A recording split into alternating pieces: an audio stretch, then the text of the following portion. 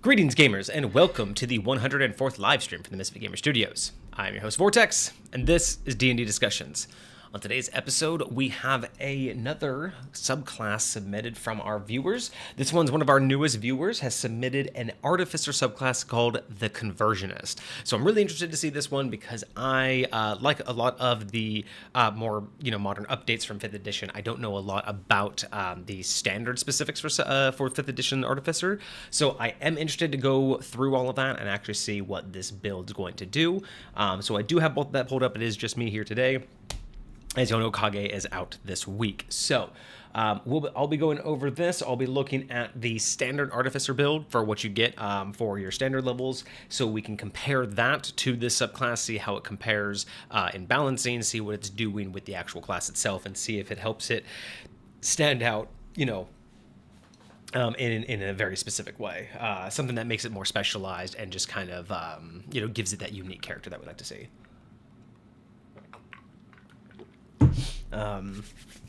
But yeah, let's see here. I will tell y'all, it is, I am so happy that, for the most part, Kage and I have a very similar schedule and that we can do this together, because I will say it is a lot harder to get set up and ready. I mean, the physical setup is actually relatively easy, relatively quick, but I will say that the mental setup of getting ready for stream and getting ready to talk about a subject, not as easy when you're by yourself. It's so much easier when someone's here getting ready with you and you can, talk it out, pre-plan what's going to happen. But no, today we're just, we're going to be winging it. So yeah, I'm going to be really interested though, because I want to see what the standard Artificer can do. And I'm really interested to see what would make a subclass stand out to me for an Artificer, because I already have my own ideas on how I feel this class, narratively plays out, but I haven't, again, really dove into any of the class specifics. So this will be really interesting, and we recently had a question in the Discord that was, I think, also from Des, the submitter of this one, and it was specific to an Artificer build, and I was really interested in that question because it kind of gave me some insights into where the Artificer is now. So yeah, really looking forward to this one. Kind of just stalling for time just because I want to get in the right headspace for this, and I also want Des to have a chance to catch up and get in here, because it is their first review. So hopefully they remember that this is going to be their first review. I did not ping them in Discord before the stream. So Hecate, what's going on? Yes, you did make it. We've just started, just did the intro. We are doing an Artificer subclass today called the Conversionist. I might just pull up Discord real quick and see if Des is online, because if Des is online, we want to make sure that they know to catch the live stream. Since it's their first time, we're still juggling. That might be another poll that we post for you guys, but we're juggling the idea, because we, when we post on the schedule, we post the last item and the next item, so at least everybody has at least a week to know that their item's coming up. But we're not struggling, but we're, there's an opportunity to be, notified when we go live in the Discord. Like, you can be notified when we go live. You can be notified. You are, pinged when you submit an item and it's up next. So we're always wondering whether or not we should ping the person the day of, when they, when it's their review, whether or not we should only do that on their first time, or whether we should do it at all and just, let everybody kind of, just put it on their own schedule. But it is just one of those things. I know that, for the submitters, a lot of you guys really enjoy actually catching us live talking about your item. And we always really enjoy when you can catch us live, because it helps us when we have questions for clarity, or when when we've misinterpreted something, or if we're, at least just to, solidify the ideas that we have. So that is always nice. So yeah, we might just put out another poll for you guys in the Discord to just see what you guys think about being pinged personally. personally on the day of if you guys didn't catch the update prior to that. So yeah, let me know in the chat what you guys think, for those of you who are here. But yeah, otherwise, just really curious if that's like a thing that we should be doing. I feel like, no, my light's good. That's fine. Finish up an old Artificer support Gunblade class. That was interesting. When I pulled up the Artificer standard class, I did see the optional rule for what was it, gunslinger, or optional rule firearm proficiency. So yeah, that's interesting. I think pinging every time someone's creation is up is very helpful. So that's good. I'm glad that you think so. Because yeah, we've been doing it so far, especially when people are new, but we don't want to cause any reason for people to want to leave the Discord, because I know that a lot of people get like really upset with when everyone gets pinged. We definitely try to stay away from that. Now that we've grown a little bit, we don't do the ping everybody anymore, and that's why we want to have the availability for people to have roles that get pinged, like when we have the going live ping, we have the notifications when we have like updates, and then we have like event pings and stuff like that. I think I forget, we don't even use all of them at the moment, to be honest.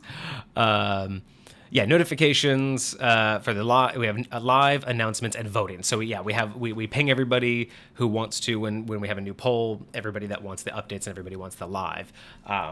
But yeah, getting an individual ping. Yeah, we'll probably still continue to do that. But I'd like to get an actual like community judgment on that one. Let's see.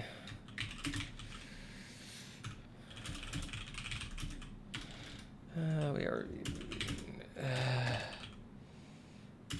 What is it? The conversion. Yes.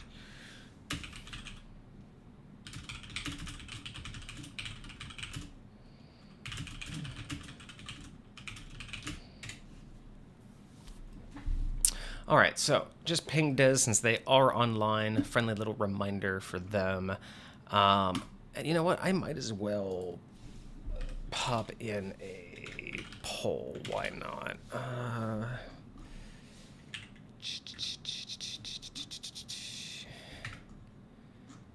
No, I'll do a poll later. I don't want to bog all of that down. All right, cool. Well, apparently that awesome. So I guess that they weren't aware, so they're going to be heading over. So I guess that is probably a positive thing that we should continue to do, and we might then just continue to do for y'all. When we have your guys' item, we can ping you day of.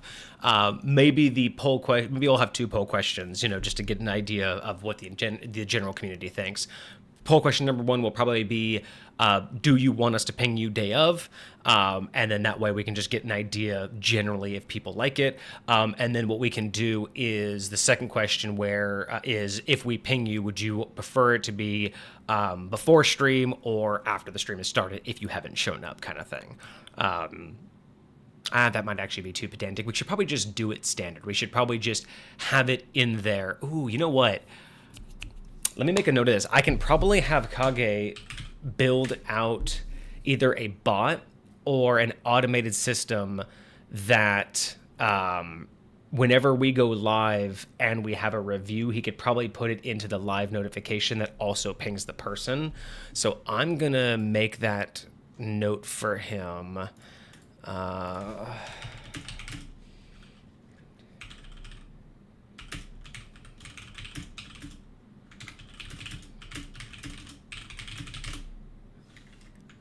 Okay, yeah, so we are going to look into being able to tag the submitter in the live update. So even if they don't want live updates on the day we do their review, the live update will also tag them to let them know it's their day.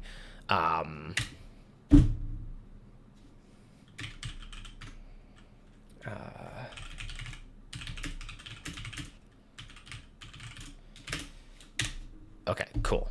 We have made that note. What is going on, Des? 100% forgot about this. Helping a new player with their first character ever. That is actually really exciting. I hope you were having fun with that. I hope that we're not disrupting that. I feel like that's a little bit more important than a review, man. But no, really, that's awesome. It is always so exciting to bring on a new character and just help them. I love the new questions people have. I love the idea of getting to know what they want out of D&D. I've had a couple other episodes on this if you guys ever get onto YouTube and check our old streams. So I've done a couple episodes. We've done onboarding new players as an episode. That's the episode title. And then I've done a bunch of discussions about what I do with High Point and things like that in terms of onboarding new players, how I get to know them and things like that. So that is super exciting. I am always glad to hear about new people joining in. So awesome. And yeah, we were just talking right before you joined. We were just discussing, I need to put a poll out there on whether or not you guys in the community would prefer a ping the day of a stream when it's your guy, when it's y'all's review, and whether or not that would be too much. I've always wondered, like, pinging people is too much, especially with Discords. I know a lot of people are weird about getting too many pings. But yeah, no, seems like this one so far has been beneficial when we do that. So we might continue to do that, but I do want to get a pulse. So I probably will end up doing a poll just to see if you guys want to make any arguments against it, but I think we want to start doing that more consistently. Let's see, you ultimately ended up building a Hermit Wood Elf, an Echo Knight fighter. Ooh, Echo Knights are always interesting. So a Dex build, longbow, magic daggers, very archetypal, okay, and then seems really interested in the Echo Knight. So the Echo Knight is really fascinating. One thing that Kage and I have put together is we have a series that we want to do now, kind of like the history of series, but what we want to do, what did we call it? It's not the official name just yet, but we're trying to think of like series names. So when we do, multiple episodes on a particular topic or in a particular section, how we're going to divide it out in YouTube. So it's like, it's going to have its own playlist so people can kind of like, watch the same kind of content. Let's see, what did we talk about? So yeah, so right now we're calling it subclass repurposing.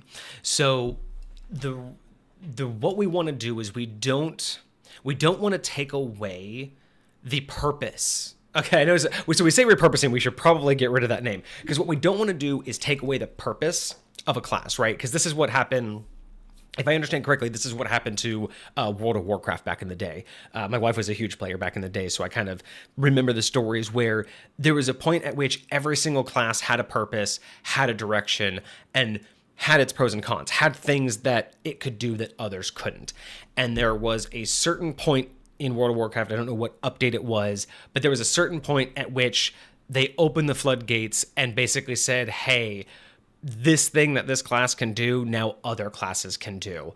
And basically, I think what it did is there were certain classes it rendered nearly useless or just nearly redundant, because the specific abilities or attacks that they could do now being able to be done with any other build rendered that particular build. I think when I was told about it, I think rogues were one of the ones, rogues or assassins were affected the most, because they had like invisibility and backstab, or the hiding ability and backstab. And there was like a big deal about them losing those because they were already squishy. They already had like other issues that didn't make them the most powerful, but they had some specific features that really made them clutch.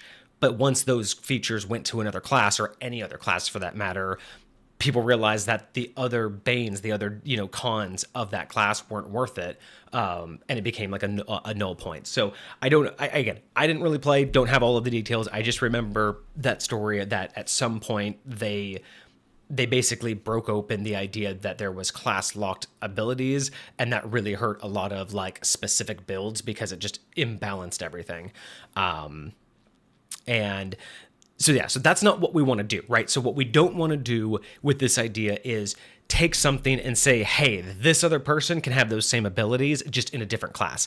That's not what we want to do, because that would take away the whole purpose of subclassing in D&D. So repurposing is probably not what we want to call it, but essentially what we want to do is we want to take very specific, not all, but very specific subclasses that have great potential to be used in other ways, or at least in lore-wise, have the opportunity to be better explained, that other people have access to those abilities in different ways. Because there are some subclasses that make perfect sense, right? Like, you know, there's like all the fighter subclasses, most of them make sense because if you're going to be a martial artist and have a specialty, that makes sense to have a subclass for that. But the one that spawned this idea specifically was Echo Knight. We were talking, I think it was like a week or two ago, and Kage and I were talking about the Echo Knight. And I started making an argument that while I don't want to take the Echo Knight's fighter, you know, the fighter Echo Knight's ability and give it to any other class, I started pondering, you know, what is the lore behind the Echo Knight? Like, why is it that every Echo Knight becomes a fighter or every fighter becomes an Echo Knight, right? Like the idea behind the abilities that the Echo Knight has, being able to have, you know, a duplicate and some of the things that you could do with it was starting to be the conversation. And so we came up with this series idea of taking certain subclasses like the Echo Knight and saying, hey, if we expand the lore, I don't want to take the fighter's ability of, say, be able to put your Echo Knight somewhere on the battlefield and you can attack from it. I wouldn't want to take that ability away from the fighter, because again, then why would I be a fighter instead if the rogue could just do that? But what I was thinking is something along the lines of the rogue could have, say, an Echo Knight that they can you know, put into it, you know, into the shadows, and if they make it go into the shadows, no one, you know, basically it's like they could have like advantage on stealth checks or something.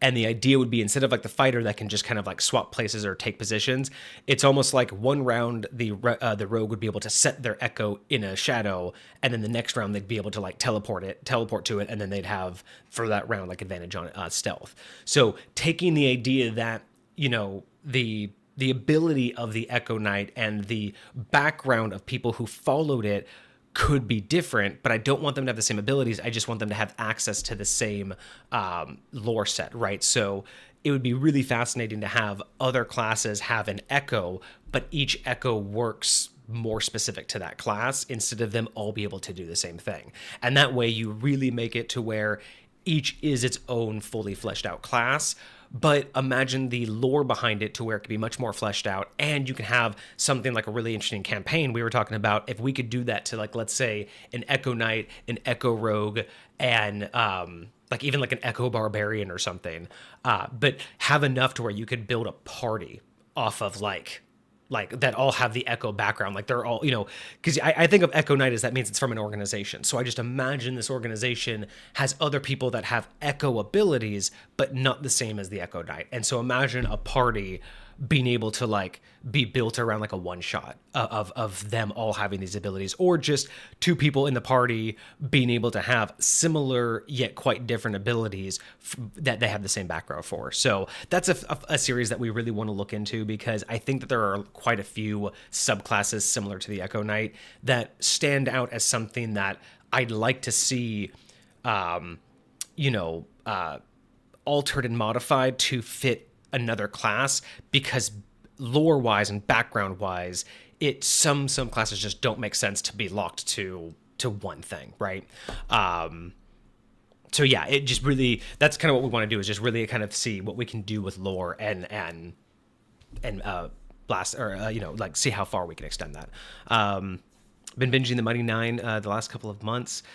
It's been the last episode in the campaign experiencing where Dunamancy and Echo Knights come from has been really cool. Interesting. I'm not familiar with the Mighty Nine. So there is an Echo Barbarian in the works. Interesting. I will be interested to see more about that, because like as I said, not every subclass deserves it, but something like Echo Knight, like it just says to me that there's background there. It says that there's some sort of, you know, lore that's left unexplored. I mean, imagine like an Echo Cleric, you know what I mean? Like there's got to be something here. Hang on a second, guys. I got to attend to something real quick.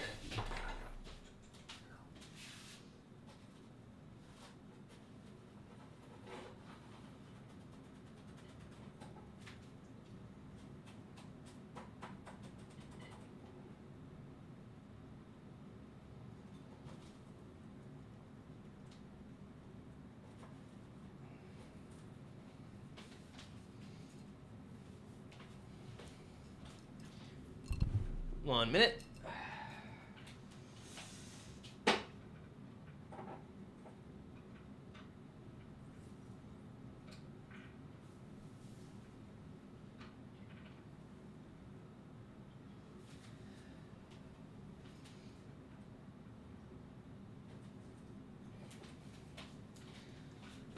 Sometimes I forget when you leave Sage unattended, it tends to take off, especially if you have a fan above on and it has enough airflow. So that was getting a little bad in here. But yeah, that'll be interesting. I'm really curious to see if they can expand, because if they can give us an Echo Barbarian, at least we could hopefully get a glimpse into what Wizards of the Coast is doing with it, and what, or whoever's building that out. I'd be curious to see what else they think the Echo class can do, because that would be a really interesting way to start categorizing it. It's like you have your class, you have your subclass, but then imagine having like another form of those classes, right? So it's like you're a fighter class, you could be an Echo Knight from a fighter, or you could be like, let's say, an Echo Assassin from the Rogue. But again, you're either a fighter, a rogue, but both of you have your own subclass, but you're still in that category of Echo, right? So it'd be really interesting to start like making additional categories. But I guess that's also more based on like diplomacy lore, things like that. I don't think you'd want to have a whole extra set of class features just because you're in yet another subset. I think that would be too much work. I think it would just be more lore based. You would have more going on. More because of your affiliations. That's the word I've been looking for, affiliations. Echo Knight is from Critical Role. Is it now? The magic behind it, Dunamancy debuted in their second campaign, The Mighty Nine. Interesting. I did not know that they created the Echo Knight. That's kind of cool. I don't even remember where my wife had found the Echo Knight for that campaign, but yeah, that's pretty awesome. I think that's like the dream of everybody who eventually starts to play their games online and everything. I think a lot of people, that's always their goal, like something that they create goes off and becomes something. I mean, I know that I would be absolutely thrilled if that happened, you know what I mean, like something that I create. But it's a lot of that just takes a lot of practice. It takes a lot of good writing skills to actually be able to like write it out in the proper way to make it easily accessible. It also takes a lot of testing. Like, it's one thing to have a lot of fun here, what we do, and openly talk about it, but it's a much bigger difference to, when you haven't play tested it and actually like, put it to work. So yeah, that's one of those usually not spoken about things when you're trying to, create for the masses.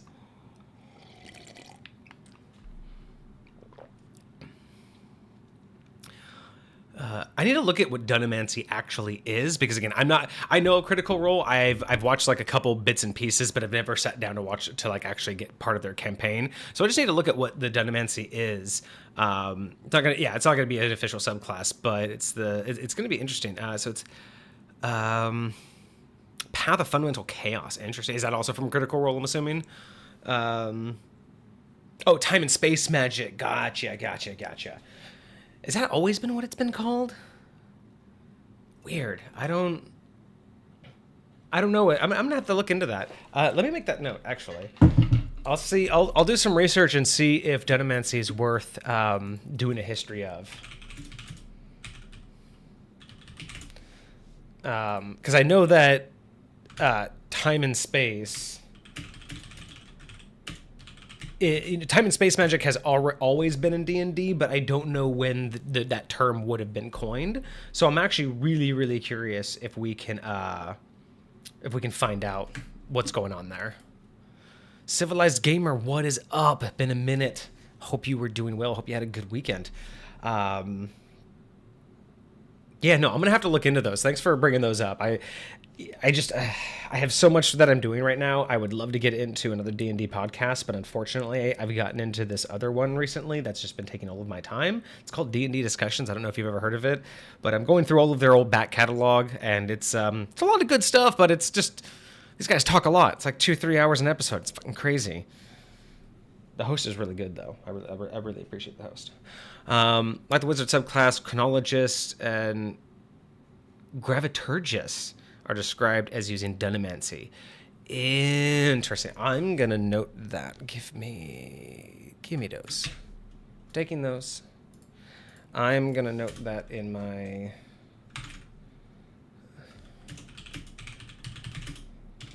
Okay.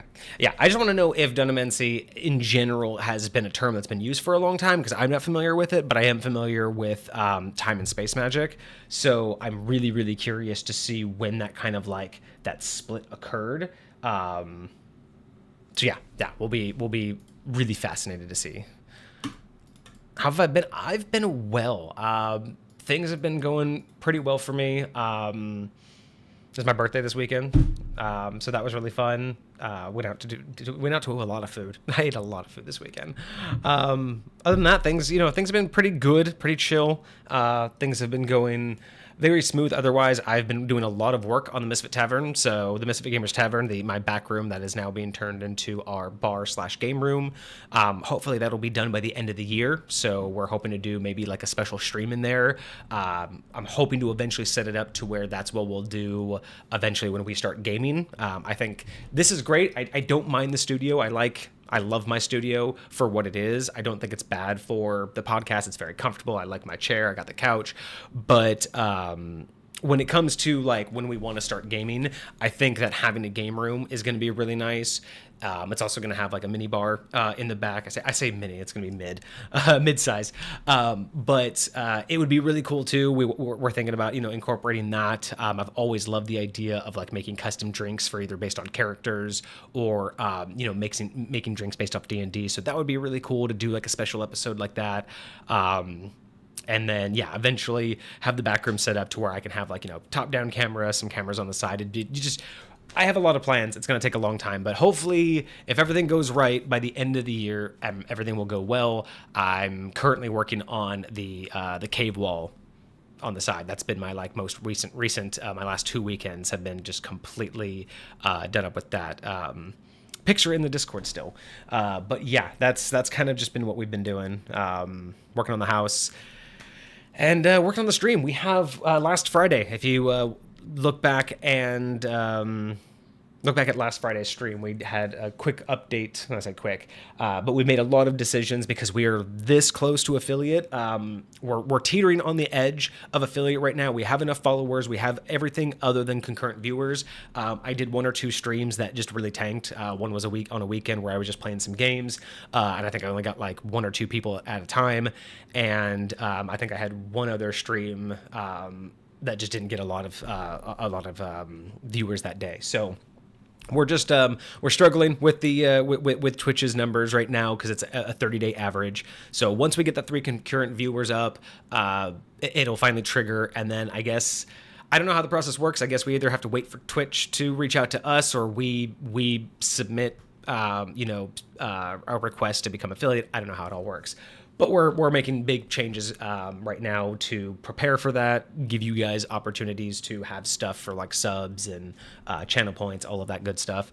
And yeah, and doing YouTube updates. I'm working right now, teaching myself editing. I've done our first short. I just have to finish making it the right, forget what the word is, but you got to make it from widescreen to like short screen. So I got to do that, and then I can publish that one by the end of the month, and then hopefully I'll have a couple other shorts ready to go. So that's where we'll start there. So yeah, things have been going pretty good. Aspect ratio, that's what it is. Like I said, I have just like the last month, I have just learned editing. So I was able to get what I wanted in my head. I was able to basically produce something that I like. But I don't know that once I adjust the aspect ratio, I really don't know if everything I want visualized is going to work. So yeah, we'll see how it goes. But hey, you know what? It's fine. It's all a learning experience is what I'm looking forward to, right? It's all new stuff, and I don't know. I didn't know when or where it was going to start happening, but I don't know. I think it's the right time. It'll start to give me a lot to do, and I needed to learn a new hobby. You know what I mean? I needed to have something else that is taking up my time other than video games. Because as much as I like playing video games, I need something to do. Farland, how is it going? 25-1 only aspect ratio. I accept. I will take that into advice. I have no idea what that means, but I'll take it into advice once I learn what aspect ratio actually is. But yeah, those are some of the basic updates that we've been doing. A lot of name changes. If you guys, for those who've been around for a while, you noticed that the name change on the or I guess for you guys it's right down there. The name has started to be, we're dropping D&D discussions from the title. We felt it's a little bit, redundant. And then once we start categorizing everything on YouTube, we have a couple different name changes. We went from Homebrew Review. We're going to do Community Creations is going to be the new, series or playlist title for that one. So I think, little changes like that are just going to make, quality of life better as we grow and as we get better with content creation. It's going to be a lot better to... put stuff together and make it a lot more accessible for new people. Means the screen is 25 times longer than it is tall. Oh, shit. All right, so that would be I could just hang out right here and you could see my eyes and we could just talk as you just look at my eyes. Is that what we're talking about here? Or is it just that you need everything compressed so I'm just an inch tall? All right. Well, I think that's enough for updates. I think I got all of the updates that I needed out of the way, and I do know that Des is here, so we can get started with today's review. All right, so we have the Artificer Subclass, the Conversionist. I'm really interested in this one because I don't know absolute ton about it. Thank you for the follow, Farland. Thank you so much for that. I don't know a lot about 5th edition Artificers. For those of you that are new, I play my own setting called High Point, and High Point is primarily 2nd edition based. Now, I do take aspects from all editions. I don't necessarily find any one of them exclusive. I look at them as all building upon each other and taking it in different directions, but not necessarily different games. So with that being said, my primary foundations are in 2nd edition, which is where all my memory is in terms of what I know. So when I say I don't know a lot about 5th edition, if I haven't played it or I haven't directly DM'd it, then I probably haven't researched it. So there's a lot of gaps in my 5th edition knowledge if it wasn't something specific in a gaming session that I've experienced. All of my other knowledge is 2nd edition and then bits and pieces of everything else. I don't think much Artificers...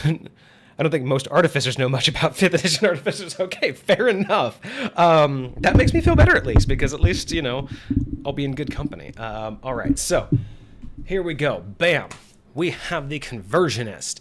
So one thing that we've started to do, usually when I have my co-host Hage here, he will have the standard class pulled up. He'll give us a quick little rundown and then keep us up to date with what's going on. So because I'm here by myself, I'm gonna have to be the one to do that. So bear with me as I pop back and forth. Hopefully you guys will be able to keep up. So since we are doing an Artificer class, before we get into it, I want to basically paint the picture of what an Artificer is, get myself ready and all of us on the same page of what the Artificer is standard-wise, so we can see how it progresses with this subclass and how well they balance. And and then we'll just be bouncing back and forth. And then for those of you who are new to my review process, basically what we're doing is we approach this from a couple of different angles. We look at it from a DM angle, whether or not it's something that we feel that we could work with, from a DM point of view in terms of encounters and things like that. Look at it from a player point of view. What are the interests? What are the questions? What are the ups and downs that a player would go through? We look at balancing, and then just whether or not we think that it could be easily adapted to most games. And then at the very end, I do give it a score out of 10 high points. Now, what we always like to say is that these high points, the high points aren't specific to whether or not we think it's good, whether or not we would use it, what we want to play it. It's not a value in terms of what we think is the value to other players. In this particular case, after our review, after we talk about the balance and everything, I take the as-written version, and the out of 10 points is basically its compatibility with my setting of high point. So basically a 10 out of 10 basically means I love it, I want to use it, and I plan on adopting it in some way into my setting. That's how much I like it.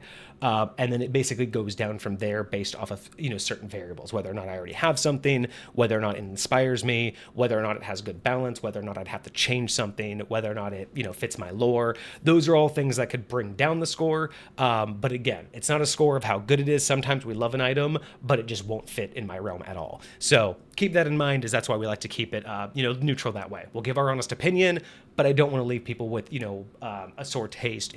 That's why we keep the score based on compatibility alone.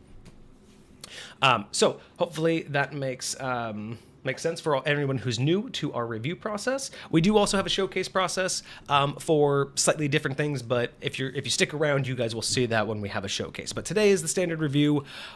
So I'm going to quickly start.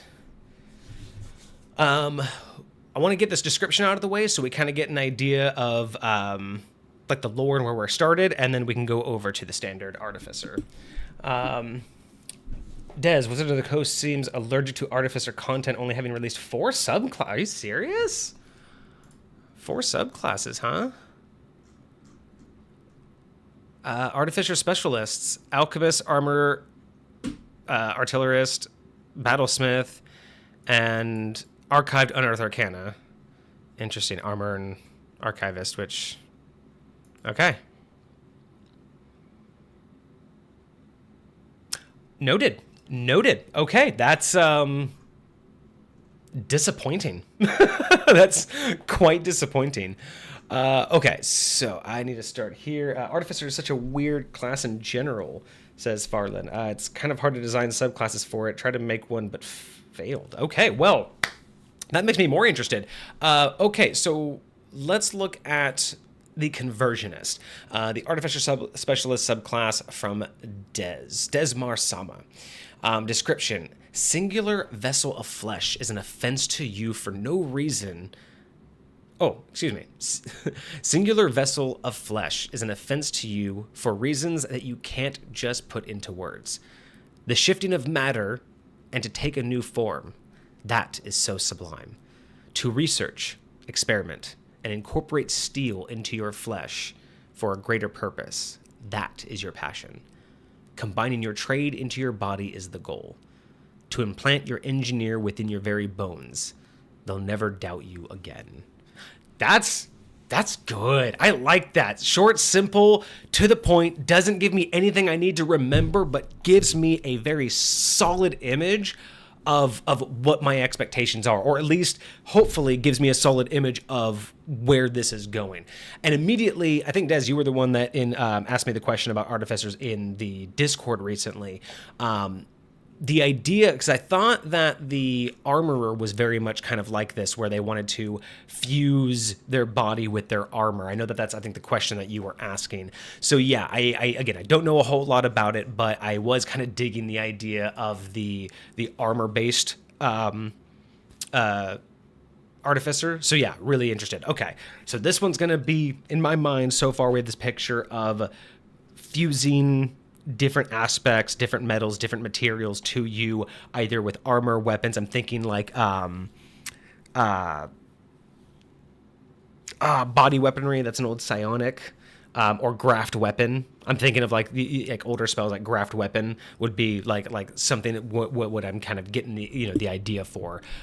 Thinking like Iron Man meets Wolverine kind of concept, right? Building yourself into this hybrid between mortal and it's almost like I would love someone to write the lore that this subclass or something similar, right? Like an artificer subclass that wants to incorporate metal and steel and all of these things into their body, but because artificers are more into like the tinkering with magic and aren't really magical, it's like I almost wish there was lore that this subclass was the reason for Warforged. Like you get to a stage where people turned so far that they lost their humanity, and then that's where you essentially got the beginnings of how Warforged came about. That would be really interesting as an alternative lore to that, because yeah, I'm loving this idea. Class spells sticks to snakes. Interesting. Sounds very Moses-like. There's a 5e item that allows you to graft a weapon onto your body, but it's restricted to Warforged and Artificers of a certain level. Interesting. Armblade, you mean? Yeah, because, well, it's like, I remember in 2nd edition, I know that there's an actual, like, there's a spell and there's a psionic called Graft Weapon, where you basically just get to take any weapon, put it to your skin, and then it's basically an extension of your arm, and you still have your hand free. But that's interesting that they I guess it makes sense that they would limit it to Warforged and Artificers. I mean, they're the ones that do this kind of thing, that augment themselves. So I guess it does make more sense that they would be the ones limited to doing that. So that's fair. But yeah, so I just wanted to kind of get this out of the way. Like, that's the picture that I'm getting. That's kind of like the flavor that I want from this. So genetic variant common requires attunement by a Warforged. Interesting. So that's Armblade. Interesting. Okay. So yeah, that's very like reminiscent of Graft Weapon. Okay, so before we begin, let's look at what standard artificers. So Masters of Invention, artificers use ingenuity and magic to unlock extraordinary capabilities in objects. They see magic as a complex system waiting to be decoded and then harnessed in their spells and inventions. You can find everything you need to blah, blah, blah. Artificers use a variety of tools to channel their arcane power, to cast spells. They might use alchemist supplies to create a potion, calligraphers to do sigils, or tinkerers to do temporary charms. The magic that is tied to the tools and their talents. And a few other characters can produce the right tools for the job as well as an artificer. Gotcha. Okay, and then we don't need to go over this real quick. So standard, we're looking at a 1d8 for your hit die. Points at first level are 8 plus your constitution modifier, so it's going to be constitution based. Hit points at higher levels, 1d8 plus your con. Proficiencies. Light armor, medium armor, shields. Weapon proficiencies are simple weapons. Tools, thieves' tools, tinkerers, one type of artisan tool of choice. Saving throws are constitution and intelligence. Skill, choose from 2. Arcana, history, investigation, medicine, nature, perception, sleight of hand.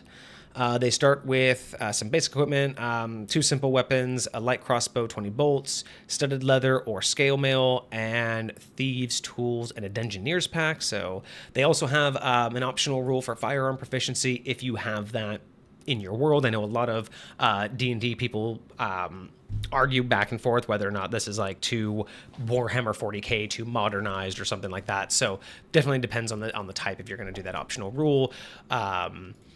I think Warforged have a similar optional rule, do they not? Or am I thinking of... That might have been 4th edition. No. I think Warforged also had a firearm rule, but that might have been another edition, so... Never mind. Okay, so real quick. So as the standard artificers, that's kind of like the background. Starting out with artificer, first level, you get magical tinkering. So you've learned to investigate the spark of magic in mundane objects. So this is where I always think of artificers right out the gate, right? The idea that they're not magical themselves. They just have an innate ability to see the magic flow in all of things, and they're able to just tinker with it until something works. And they can just see how things connect together and the flow of magic works instead of actually manipulating it themselves. So that's just always been my interpretation of an artificer. So if you want to know where I'm coming from with my ideas. So to use this ability, you have to use thieves' tools or artisan's tools. And then you then touch a tiny non-magical object as an action, and then you give it one of the following properties. Okay, so magical tinkering, you can have an object shed bright light for 5-foot radius and dim. Okay, so you can basically make like a torch. So you can make a thing of light. Whenever tapped by a creature, the object makes a recorded message. I think we heard it 10 feet away. Okay, so cool. So that reminds me of like Magic Mouth. The object continuously emits your choice of an odor or nonverbal sound. Okay, cool. So these are very illusionist-based spells. A static visual effects. This effect can be a picture, up to 25 words of text, lines, shapes, or a mixture of these elements as you like. So that's kind of cool. So you basically get to do some sort of illusionary magic on these magical items, which is kind of nice. Treasure property lasts indefinitely. As an action, you can touch the object and end the property early. Interesting that it lasts indefinitely. That's a lot for first level. I mean, That's a lot for a first level, but I mean, like you guys said, they don't really know what they're doing with it. So, I mean, it doesn't do a whole lot, but that's just kind of interesting that you could just pump those things out. I mean, that right there, if you're a clever enough person at level 1, you could basically make so much money by making, you know, like making this stuff so interesting. I mean, I'd abuse the crap out of that. I'd just basically be like a messenger, like the best messenger ever. Give you an item and then like be able to make the item, have you tell the message, and then nobody knows what the message is because you're holding like basically a recording. Like that'd be really interesting. So you can set magic on multiple objects. So you can do it on multiple objects. Touching one object each time uses this feature, although a single object can only bear one property at a time, which I do like that limitation. Maximum number of objects you can have effects at one time is equal to your intelligence modifier. Minimum of one object. If you try to exceed your maximum, the oldest... Okay, so right off the bat, just a Wizards of the Coast, like, critique, I would Kage and I talk about this all the time. Stuff like this should really be based off of proficiency modifier because it goes up as you level up. And that's really one of the best things you can do with stuff like this is anything that's cornerstone to the build should always advance with the player. Because if it doesn't, you're basically saying that, yeah, you learn this thing once and that's it. Like, show's over. Like, you know, no finale. And that's really kind of basically a good distinction is you may not be super intelligent, but your proficiency modifier will always go up as you level up. And that just shows care and attention to the abilities that you've used. So I 100% disagree with this. I would absolutely home rule this, that is your proficiency modifier, not a static intelligence modifier. Oh, I missed a couple things. Des, I have firearms in my world, but flintlock, musket-type weapons, revolvers don't exist, but they're incredibly... they do exist, but they're incredibly expensive. Like I offered the party to buy one once. A 4-chamber revolver was $10K. They passed. Farley need to be creative to do a lot. Keep in mind, you can only do it like 4 times. Yeah. It's had an Artificer Rogue, 3 Screaming Daggers. Think of it like the Screaming Goats. Oh... It's just a ghastly continuous scream. So that would be really interesting. I would see, like, I love creating items like that where it's like, if you guys have ever heard of like the was it like the death whistle that basically just sounds like a person screeching. I've always liked doing things where it's like, if you want to have an intimidating character, have a rogue that basically makes a dagger that it has a hollow handle or has a cutout in the handle that when thrown through the air makes that screech, like makes a banshee screech or makes like the death whistle screech, because those are unique ways to, basically, in my opinion, from a DM point of view, those are great ways to allow the players to build their own tension and to affect things without it feeling like it, requires, physical action. Those are the kind of things where it's like, you could really, like, for me, I love the idea of being able to, like, if they know that there's an ambush coming or if they're going to, like, come up on people, like, taking one of them out from the darkness, but the last thing any of like the party you're attacking heard, like if it's like a bunch of guards or something, the last thing they heard was this screech getting violently close, and then one of their guys goes down out of nowhere. Like, those are the kind of things I love to take into account for like NPC morale and then make those adjustments. So yeah, I love the idea when players think outside the box and create things that are absolutely doable, but not immediately recognizable as like, a mechanical benefit. So this isn't cornerstone to Artificer? Really, it's not. Like again, this is why I don't know a whole lot, because when it comes down to it, I've always imagined like the Artificer having like this kind of ability, put things together and get an imbuement out of it. So that's interesting to know that this isn't the cornerstone, because I always think of like the abilities that you get between level 1 and 3 are intended to, basically be like, the foundation, right? Like what you're going to build off of. At least that's always what I try to do, is give it early to give it like an idea of this is the direction that we're going to head. Their infusions are their cornerstone. You're on the right track, but the ability comes later. So I do understand a little bit about infusions because of the question that you asked me in the Discord, Des. And I do know that those are coming up, and I have that on this other tab for us to look at too. So thank you for that. So interesting. So you can do this magical tinkering, kind of gives you some illusionary spells, but again, because this never, and again, this is one of those things, because this is stuck statically at your intelligence modifier, I feel like, and again, it's like it lasts indefinitely, but here's one of my issues with it. If it lasts indefinitely, and as an action, I can touch the object and end the property early, that bugs me, because that means if I have an intelligence modifier of 2, and I make one item and I lose it or leave it behind or it gets stolen, I'm now permanently locked at 1. I don't necessarily agree that this should be, specified and limited to touch, and I also don't agree that you should only get the same one, because those 2 actions right there could easily lead to soft locking you out of this. But in general, the idea would be that the better you get, the more likely you'd want to use this. Like if you had more, right? You could, if I eventually got to a point where I could have like 6 items, you could set up a very elaborate trap or a very elaborate message. You could do a whole lot more, role play wise. I think if this allowed you to have more at later stages, but otherwise, I kind of feel like after a couple levels, personally, I don't know how often I would end up using this at the later levels. But that's just how, that's how I read it.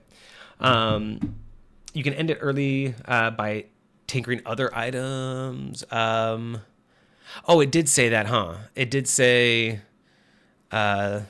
it's the maximum number. If you try to exceed your maximum, the oldest one dies immediately. Gotcha. Okay. So you're not locked to it. You don't have to undo it. You can just make a new one, and then the oldest one will lose its property. Got you. Okay. So that makes more sense. Okay. So not really necessarily okay. So there's no real soft lock, but yeah, I would just really think that by like 10th, 15th level, I would just think that I would have gotten better at this to have more than just like 1 or 2, right? Unless I just have a phenomenal build right out the gate and have like a 4 intelligence modifier. So just something to think about. But again, what do I know? All right, so they also have spell casting. So you study the workings of magic and how to cast spells, channeling magic through objects. To observers, you don't appear to be casting spells in a conventional way. You appear to produce wonders from mundane items and outlandish inventions. So yeah, this right here is basically how, this is a great, very quick 2-sentence way of describing how I've always looked at what I've always expected from artificers. You channel magic through the things that you build, not by actually casting spells. So we know about the tools required. You must have a spellcasting focus, like Thieves' Tools or Artisan's Tools. I do kind of like that those become your spellcasting focus. I really like that aspect of Artificer. And then when you cast any spell with this casting feature... Okay, so it basically becomes like material component. And then after you gain the Infuse feature at level 2, you can also use any item bearing one of your infusions as spellcasting focus. That's cool too. That right there is one of those nice little touches that makes absolute lore sense that, yeah, if you've created an item, it should automatically be able to become your focus. Fun fact about artificers, they are half casters, but they gain their spells differently compared to other half casters. First level, they get spells no other half casters get them at first. Oh, interesting. We had a talk a couple weeks ago about half casting. And yeah, I found that an interesting way to balance it. I need to probably just sit down and actually like look through the actual side-by-side differences of half casters. I don't think there's that many. I think it's just a limiting factor, but I don't know them, by heart. Where were we? So that was spellcasting. That was the tools after you gain the infuse. Okay, so cantrips. So at first level, you know 2 cantrips from the Artificer spell list. At higher levels, you learn you learn additional Artificer cantrips of your choice, as shown in the cantrips column. And you gain levels in this class. You replace one of the Artificer cantrips you know with another cantrip. That is one feature I have never particularly enjoyed in any edition. The idea of replacement. So the thing that boggles my mind about this is the idea that because I've learned something new, I'm no longer able to recall something I've learned before. And it's one thing to have like something that's arguably and objectively better, so you have no purpose with the previous one. But a lot of the time, something like this, where it's like we have spells at spell levels and we have spell slots and we have other mechanics to limit people in the types of spells that they have to have like pre-selected. But with cantrips, the whole point is they're so mundane that they're just off the cuff.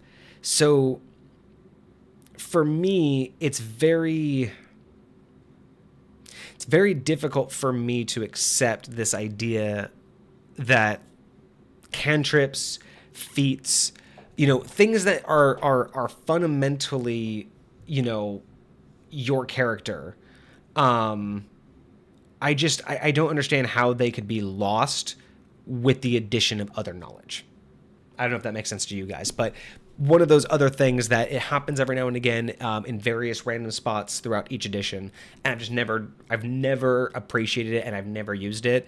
I don't believe that you lose something for gaining something. It's just, without more of a background to it, without more of a lore reason. If you're going to get another cantrip, then you're just going to get another cantrip. If you're going to get another feat, you're going to get another feat, right? It's not a replacement. For me, I just can't. I can't logically reconcile that in a character build. So I wouldn't do that, but I would let them continue with their cantrips. Real quick look at their spell list. So cantrips, they get things like Acid Splash, which is nice, Booming Blade, Frostbite, Firebolt. Ooh, Firebolt.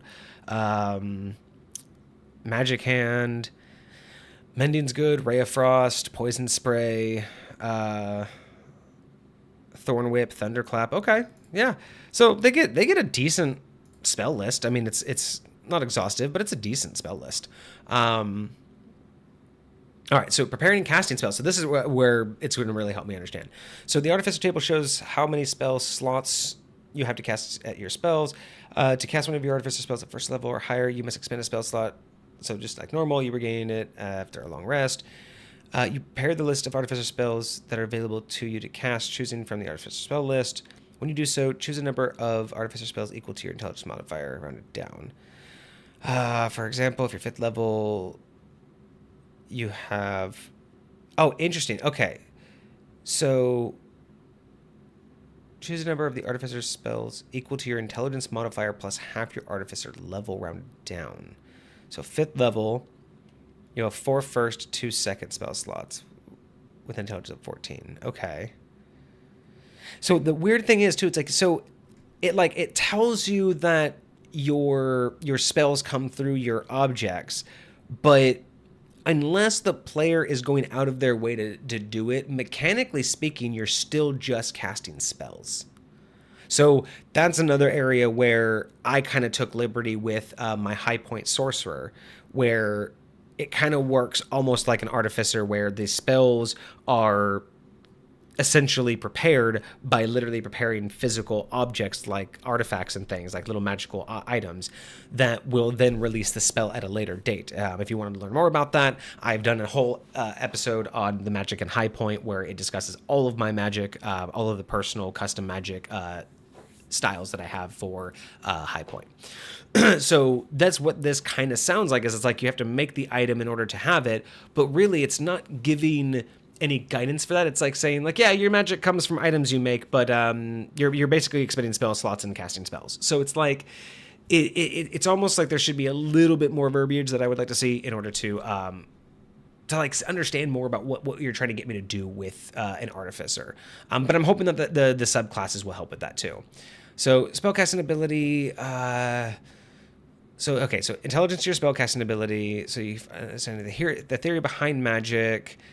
Whenever the artificer returns to spellcast ability, in addition, use your intelligence modifier. So again, it's not talking about anything about like how your spells are prepared. Like I would rule it that, to prepare your spell, you have to make the item, long beforehand. So it's like at the beginning of the day, you decide your spells, and those are your spells for the rest of the day. Not like in the moment, hey, here's my spell list, this is the spell I'm choosing, but like beginning of the day, what are the 5 spells you're taking, right? Like that's kind of what it feels like it should be.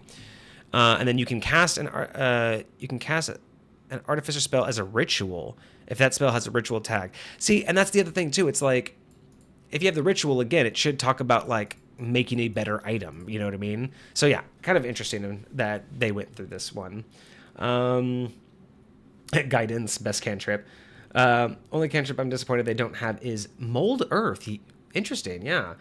Standard math of a half caster. Your spells don't come from your objects, really. Your infusions are other magic, not spells. Interesting. Yeah, and that's where I guess I'm just like kind of lost on like what they're trying to accomplish here with like, the idea that, again, you produce your artificer spell effects through your tools. So it's like, again, it makes me think like you're tinkering with stuff and infusing them with magic. Because like this one, you don't cast spells in the particular way. You produce wonders of mundane items. But then it's just saying, yeah, but here's your spells and you're casting them. So it's like, I feel like it's insinuating that it's putting the work on the player, but it's not really encouraging it.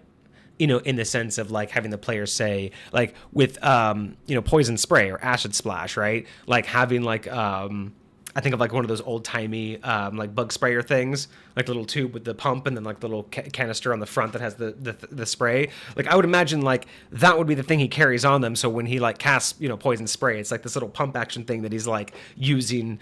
Like those are the kind of things I imagine I would want to see from an artificer, is like having little trinkets and tools that just do the things that he needs, right? Like he has like little things hanging off of him that he just grabs and does an effect. That's just kind of like the idea that I'm getting when I hear those kind of things. But mechanically speaking, it's just a spellcaster. So I feel like that might have just been a more lore-based thing that they could have done. You can change your list of prepared spells when you finish a long rest. Preparing a new list of artificial spells requires time spent tinkering with your spell casting focuses, at least 1 minute per spell level. Okay, that sounds reminiscent to how they used to do memorization in the, what was that called? That was the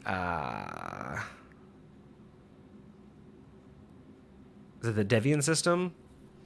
I think we were talking about the other day, where D&D originally got its spellcasting from, about like the memorization and everything. So it sounds a lot more like it sounds like this is kind of following that. I mean, you're tinkering with your focus to change your spell list. Yeah. So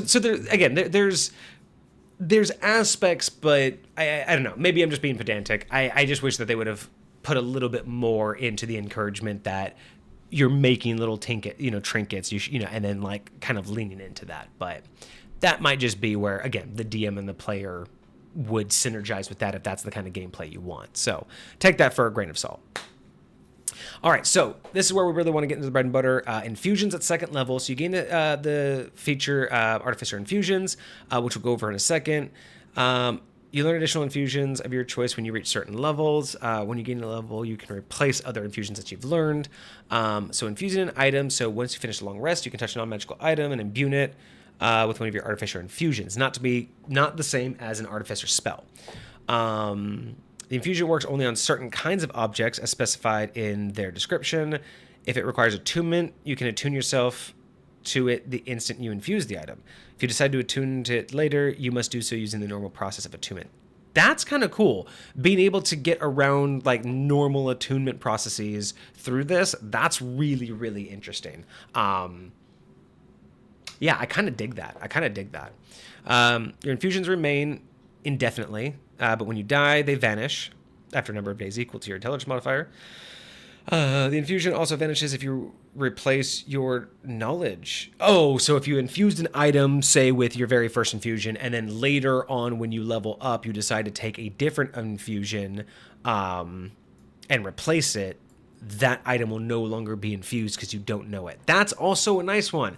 I like that. I like that your old infusions will go away if you no longer know how. It's kind of almost like a subconscious, concentration. Like I kind of like that. That's really a good balancing aspect. And you can infuse more than one magical object at the end of a long rest. Maximum number of infused items is based on the table. You must touch each of the objects, and each of your infusions can only be at a time. No object can bear more than one of your infusions. If you try to exceed the maximum infusions, the oldest one goes away. So that sounds pretty stable. So, and Artificer Infusions. So we have Arcane Propulsion Armor. Interesting. So you get an armor boost. Wearing this armor gains 3 benefits. Your walking speed's increased. If the armor includes gauntlets, each magical weapon will be able to... Okay. Can't be removed, and the wearer is missing any limbs. Okay, that makes. I think we talked about this one with the with Dez's question about the armorer. Armor of magical strength. Interesting. So, am I looking at I'm looking at the right ones, right? Yeah, I'm looking at the infusions. Artificer infusions.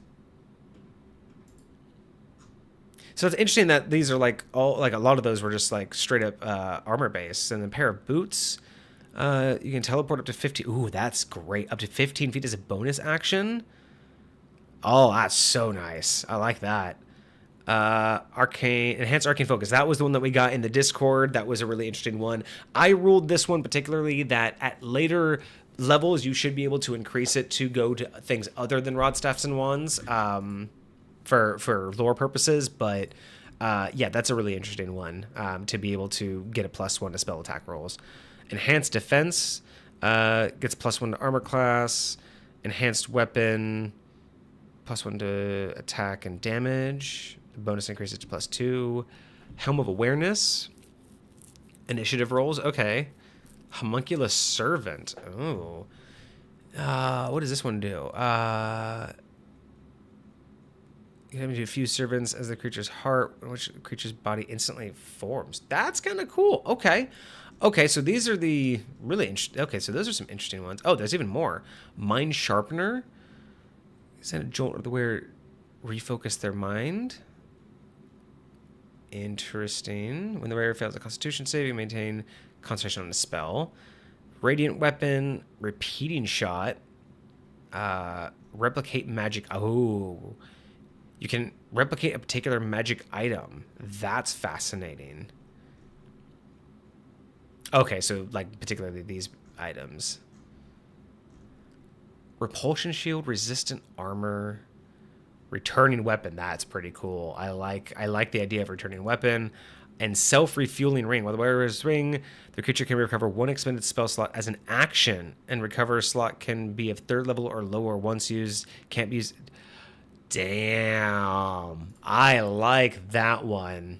The spell refueling ring. That's clutch right there. Especially if you can have more than one, but I don't know if you can because of the way that this spell works. That's really, really interesting.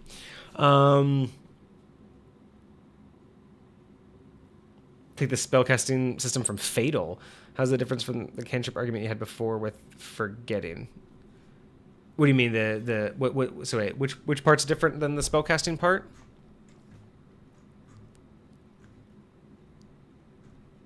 Which I don't remember which part you were. Read the rest of the boots. Let me go back to the boots. Boots of Winding Path. While wearing these boots, a creature can teleport to 15 feet as a bonus action to an unoccupied space the creature could see. The creature must have occupied that space at some point during the current turn. Oh, interesting. So it's not just a teleportation. It just goes back to a place that you just came from. That's okay. That's not as clutch as I thought it was, but that's still not bad. That's still not bad. Kind of like a little take a step back. Dez, my particular problem is solved by that single line in the spellcasting. After you gain the infused item feature at level 2, you can also use any item bearing one of your infusions as spellcasting focus. So if I give my shield or armor the enhanced defense fusion, I can cast from it. I see what you're saying there. Because once you give your shield or armor the enhanced defense infusion, I can cast from it. So let's see that. Let's see. Where was that one again? Okay, so that was after here. I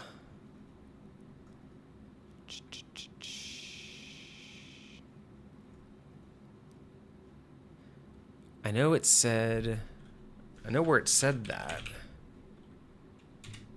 There it is. Okay.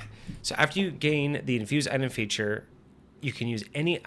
You can also use any item bearing one of your infusions, and technically, enhanced arcane focus. Well, no, not enhanced arcane focus. You were talking about enhanced defense. So if you enhance defense infusion, this one gives a creature a +1 bonus to armor class while wearing the armor or wearing a shield. The bonus increases to a +2. So Yes, in that particular case, because I don't think I knew that when you submitted the question previously, as I don't think I had enhanced defense.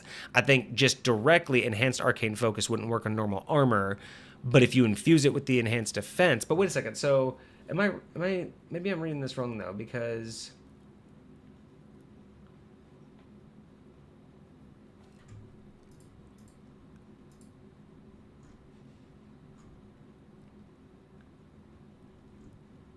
I guess that does override it, because I think what we were talking about specifically was enhanced arcane focus. But yeah, no, if you use enhanced defense, that is one of your infusions, and that would mean that your armor does hold your infusion, which means that you can use it as your spellcasting focus. Yeah, no, that I guess, yeah. So in your particular question, you were trying to get to this, and it was already in the rule sets that you could. I think you were just trying to go about it a different way. I think is that what we're coming to the conclusion of? Okay, that makes a little bit more sense. So forgetting infusion and forgetting cantrips. Yeah, I don't. So also Artificer is the most reaction heavy class a lot. Okay. No. So yeah. So I don't like either. I don't like the idea that you can forget a fusion or a cantrip. I don't agree with either of those. In my opinion, the idea that again you forget is not the feature that I like. Now, if there's another way you can that they want to explain it, if there was a better way to make it make sense that by learning something you would then lose something previously, that's fine. But just the sheer idea that by taking it on you no longer have access to something previous, that's just where I just, it's hard for me. It's really hard for me to accept that as just a blanket statement. Even with the idea of, well, it's magic. It's like, yeah, but it's not enough, especially when you're talking about someone that's intelligence based. Like, what's affecting the memory? What's stopping them from doing the thing? If I did it one day, if I literally did it one day and then the next morning I can't because I learned something new because of a level up, like, what happened to that knowledge? That's my biggest question. It's not so much that I have a problem with the ruling. I need to understand it so I can apply it to my, to my setting and to my game, because as a DM, I don't like just saying just because. I like having some sort of understanding of where the mechanic's coming from. So that's me. But yeah, both of those, I would say they should just stack on each other and just makes you more versatile. Okay, so we are almost caught up to where we can actually start doing the subclass. So third level, right tool for the job. Okay, so Artificer Specialties. So at third level, you get your Specialist, which is what we're going to be reviewing starting now. But for the right tool for the job, you also get, you've learned how to produce exactly the tool you need. With Thieves' Tools or Artisan's Tools in hands, you can magically create one set of Artisan tools in an unoccupied space within 5 feet. This creature requires This creation requires 1 hour of uninterrupted work, which can coincide with a short rest or a long rest. The product magic, the tools are non-magical. They vanish when you use this feature again. Interesting. Okay, so you can just kind of like make the tools that you need. So we are now being able to talk about the specialty, the Conversionist. So now I have a much better picture of what an artifice actually is, what its intent is, and now we're on a good base to start out with what it should have up until this point. So as of right now, we are able to do magical tinkering, create a few illusionary items. We have some cantrips, and we have some access to artificer spells being cast through our arcane focus, and we have our infusions. Cool. So now we choose to be a specialist, and the specialist that we have chosen to be is the Conversionist. Could be not forgetting. I have had an explanation for that before if you want to hear it. So which one is explanation for what? Sorry, I doing too many things. I keep getting misaligned with where we are. But yeah, I'm always down for an explanation. Forgetting cantrips. Yes, if you have your own lore base, I always want to hear it. Like, y'all, if you have your own way of describing things, please share. That's kind of the whole point of like the Discord. So the whole point of the community is we want, Kage and I want to share these ideas because again, we don't want to come across as we know better or our way is correct. We want to come across as here's one way to do it that works for us. Here's one way that works for Kage that works for him. And we want the community to show off what works for them because we don't want to tell people what's correct. We want to show them that what works for them, what choice they make is going to be the correct one, as long as they are having fun with their players, and as long as they're being consistent with their rules, right? So, whether you guys like my descriptions or my definitions or even the reasons why I make certain choices, it's not to tell you guys that that's the way you should do it. It's just giving you an option to think about and then make a better decision for your own settings, right? But yes, please, definitely, for getting cantrips, if you know, or if you have your own lore base, or if you have more info from Wizards of the Coast that I don't about exactly what is behind that mechanic, I'd love to hear it. But third level, we got to the Conversionist. Let's see. Think of a spell. Think of spells or other magic things that you have, like a skill tree in the weave. As you level up or study more, you get more magic skill points. When you level up, you can reallocate some of the skill points and use your new ones at higher levels.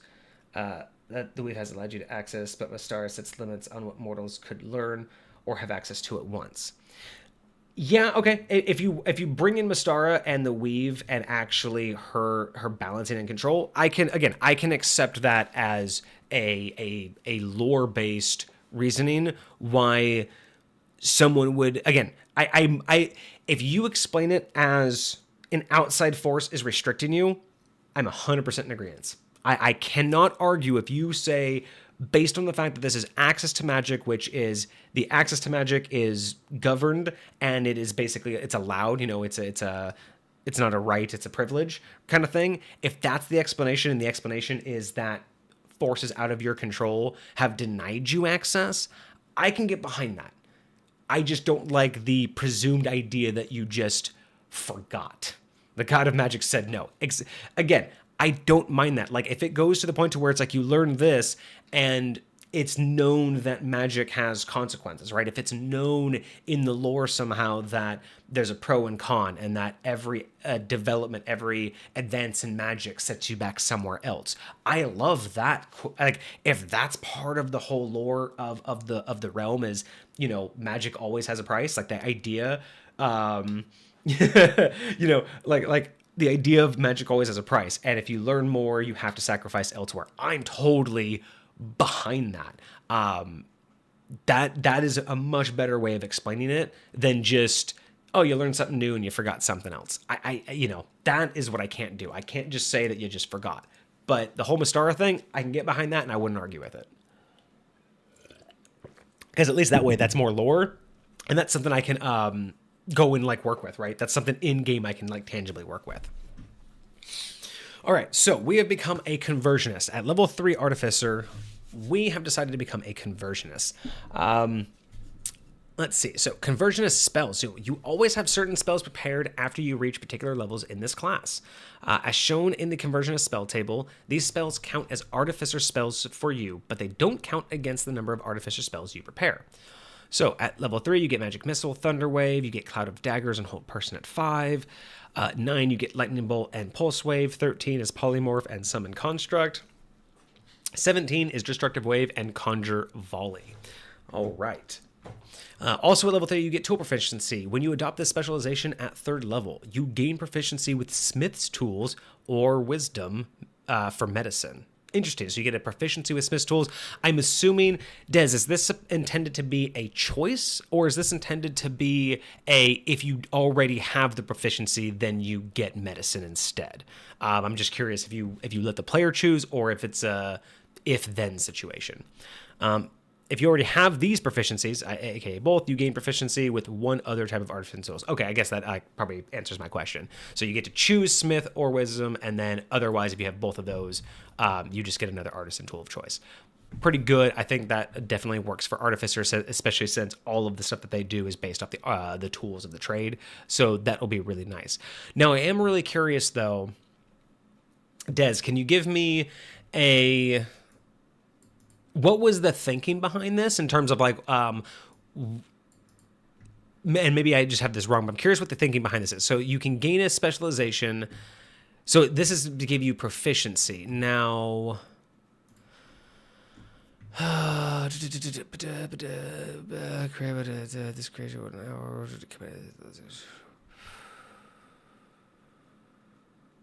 So this is just creating some sort of tool, some sort of machine or something that you can use. It's not creating a tool kit, because you get tools need these artisan tools as you create.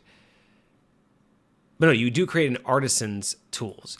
So I guess, yeah, this would actually make a lot of sense, because being able to gain more proficiencies means that you can utilize tool for the right job in a much broader way, because the more proficiencies you have, the more tool sets you'll want to build. So yes, okay, makes perfect sense. I do like the tool proficiency. It expands upon what the Artificer can already do, and it gives it more variety and choice.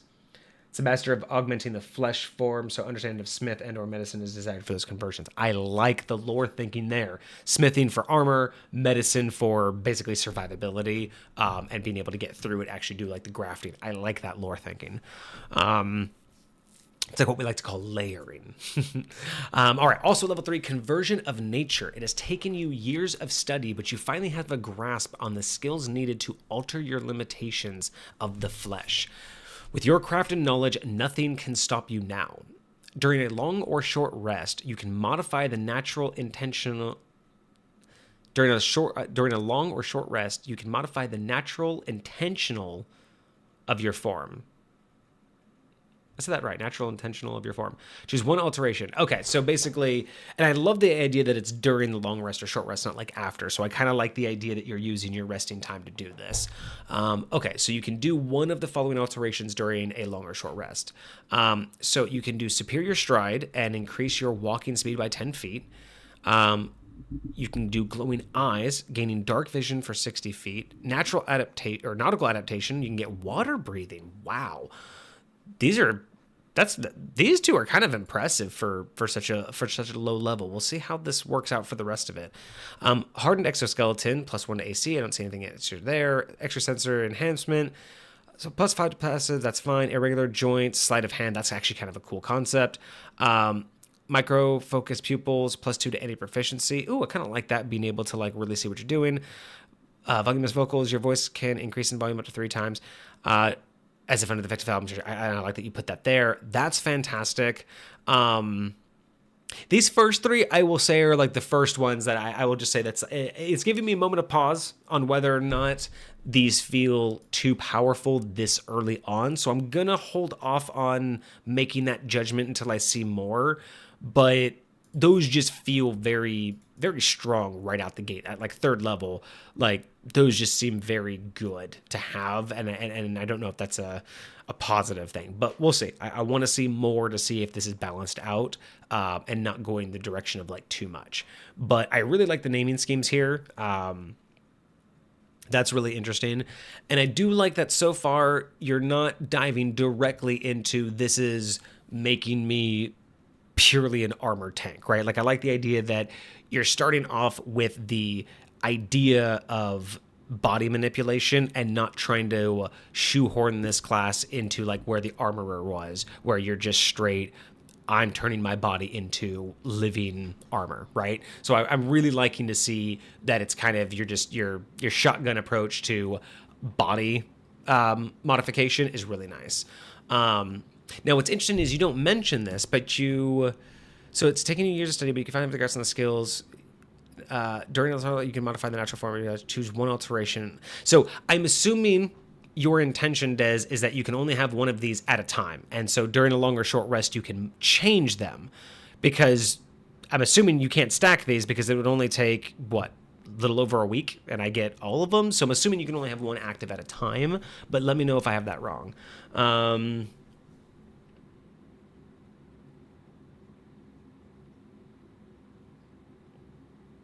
So to be fair, how often does water breathing come up at this level? I mean, again, it's how often it comes up could be completely campaign and setting specific. It's just I always look I always look at a lot of different directions for balancing, and anything that can be overly exploited is typically something I try to wait for when the players are actually going to receive like harder challenges. Anything that's gives the players a massive advantage, I feel like is something I just try to push off to later levels just until they can kind of get like a better handle of their characters. So that's just why, yeah, it may not be something that happens a lot, but just in general, that seems to be a very good and quick way to gain the upper hand on a few things. How many things that don't have dark vision from race, for example? And yeah, dark vision may not be the best. I mean, 60 feet, I don't know if that 60 feet tends to be standard. I think usually when you get it as a like a side option, it's usually 30 feet. So yeah, dark vision probably is the nicest one, or like the least worrisome. But it's still an advantage that isn't typical at such the low level. So it does, consider party balance as well. It does give just more of an advantage than anybody else in the party would have. So that's just kind of where I look at things in terms of, can they be, outright, I don't want to say outright abused, but if they can be exploited, I try to measure that out with at what point are the challenges that the players are facing from me going to outweigh the ease of use of those, I guess. I could say, funny enough, my campaign has a lot. And again, yeah, that's 100% based on how you run your campaign and everything. Water breathing can be a racial trait. So, I mean, it can be a racial trait, but I feel like when it's locked to things like again, there's a lot going on with why it's locked to a race or a class. So giving it to something that's not, fundamentally already having the balance with it is just where I'm coming from. But I see like there are ways that you could get it this early. I mean, water breathing spell, I think, is a first level spell. So it's not in the realm of OP. It's just my gut instinct is definitely that it seems a little bit soon to add that particular one on. Yes, glad you pointed that out. The text. Oh yeah. Don't worry about the yeah. Oh, you mean for whether or not you can have just one at a time? Yeah, definitely. Just having just something of just you can do, even right here. You can craft a knowledge. Nothing can stop you now. So during a longer shot rest, you can modify the natural form of your body. Choose one alteration from the one below. You can have one active at any given time or something like that. Farland, feel like it'd be interesting if there was a check for some of these, like if there's a range of difficulties in these adaptations, some could possibly cause damage if you failed the check. Oh, nice. Oh, I know Kage would love that idea. No, that's really interesting, because especially bringing up what Des mentioned earlier, which again, Des, you're really developing that lore and you're really tying it in. So you've already mentioned that the smith's tools and wisdom, right? The already intent is that I'm going to be modifying my body, so I need to be able to have smith's tools to make the things that I'm going to be altering my body with, but I want to have medicine and to be able to survive it. So I like that idea. I mean, you could get really, really specific and be like, if you don't have medicine, this happens, and like you could have like a bunch of if-thens, but I kind of like that idea of being able to have like a potential, like even if you had like 2 levels where it's like, I don't want to make it too difficult, but yeah, that sounds really interesting. If there was a way to have like even just like a 5%, even like just 5% on a D100, just a very small percent of something going wrong and having a minute like detriment, or even having a scale, right? So it's like you have like a 1% to 10% chance of failure, depending on how like you would range that. So there's a certain percent chance that you could fail. And then imagine having just a range where it's like you have a 50% chance of succeeding and you get, or like a 75% chance of succeeding and you get a small benefit, but then give them a chance to have like almost an increased benefit. So it's like superior stride could be 5 feet, but if you like basically crit when doing it, you can get 10 feet. Glowing eyes could be 30, but if you crit, you get 60. Water breathing could be a certain depth. You could be like, you could water breathe up to 10 feet, but or 30 feet, and then you could extend it to indefinitely as long as you critted, because then that could just give that could make it more situationally appropriate, but also make it like role play beneficial too, right? To where you could do water breathing, like if you really need that character to be able to water breathe, but if they don't perfect it, they can't, they're limited in how much they're going to get out of it, right? Same thing. Passive perception can go from 2 to 5, sleight of hand 1 to 2, same thing 1 to 2. So that would just be one easy way to do it, is just have like a once you activate it, you basically have like a skill check. A -1 gives you a detriment, and then everything from like, 1 to 19 or 2 to 19 would give you the lower version, and a nat 20 would like boost you even higher. And then that way it would feel a lot more like you're tinkering, right? It would feel a lot more like, this isn't something that is natural and has a chance to backfire on you, but only in extreme circumstances. And then again, you wouldn't have to make the backfire like totally detrimental. You just would, have to make it, somewhat to where it's not going to give them the exact identity, the ideal. But I like that idea. I think that that's kind of the direction I might go with it. But it really, again, it depends on the rest of it we see. We don't want to get too far ahead of ourselves in the consideration. We're still only on the initial level 3 when you choose this. So, but I do like where you're going, Farland. Water breathing is a 3rd level spell, really. And yes, going back to your 60 feet is base for race, which is why when I think of like spells or abilities that activate it, I always think that, if you've chosen the race, you're going to get the full ability. I always kind of agreed that secondary ways to get racial abilities should be diminished, just because the idea was that you got it at its full height because you chose that race or that class, which means you limited yourself in other ways in order to get that. Because again, like when I was talking about World of Warcraft, I'm very big on the idea that every class, I really like the idea that every class has something another class can't do. And so same thing, like, when you have races that can have 60 feet of vision, to give any other race the same vision for something very easily feels like you're diminishing why those were racial abilities in the first place. So just another reason why I personally would want to cut it down. But I like the idea of being able to possibly, fail and have a lesser effect and even crit and get a higher effect. So it depends on how, that really comes down to how difficult you want to make these things, right? Like we've seen subclasses that get really crazy, really difficult, really complicated. And then we've seen ones that are very straightforward, very easy to follow. And it just really depends on the setting that you're running and how accessible do you want it to be, but also what pain points do you want to hit? Like I mentioned before, I'm really loving the fact that even though this is kind of intended to build like an armor-based character, I just like that we're starting out with a broad range of abilities for the conversion of nature, and the idea that depending on how you want to modify your character, this is kind of giving you, a few different directions to go. So I really like that.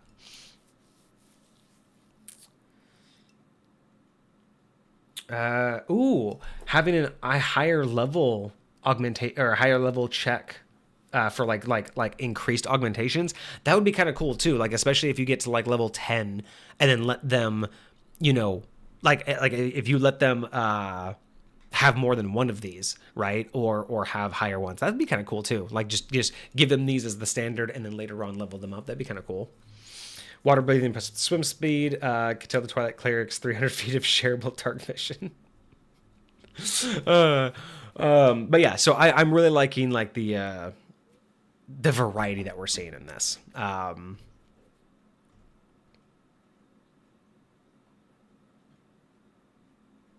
So I'm also really curious though. So this is you mentioned that this is an effect.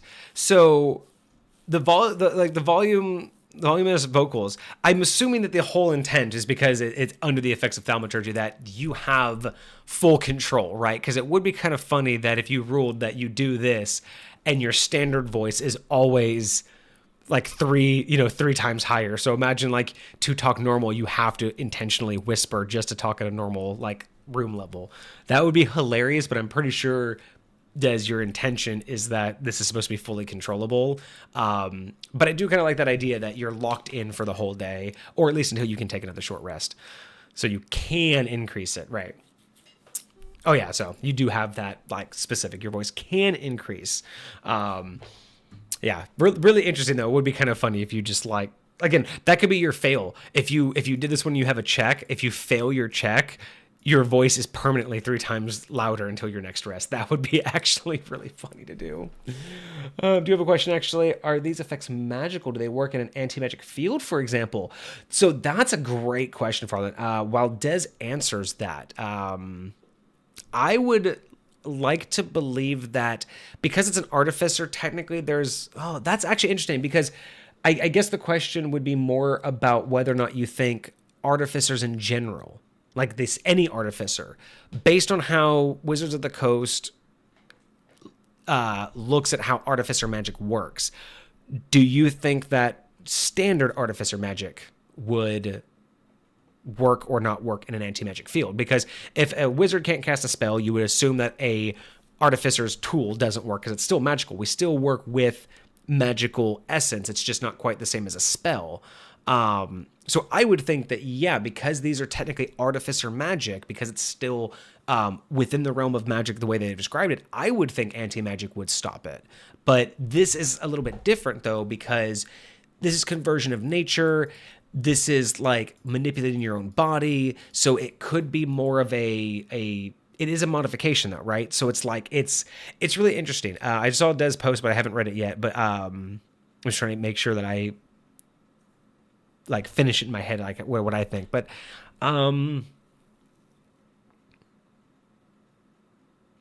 yeah, it's really interesting, depending upon whether or not you think that these changes are, I mean, they're temporary. So I would think, like, unlike a Warforged that's like replacing parts, this is magic because it's temporary.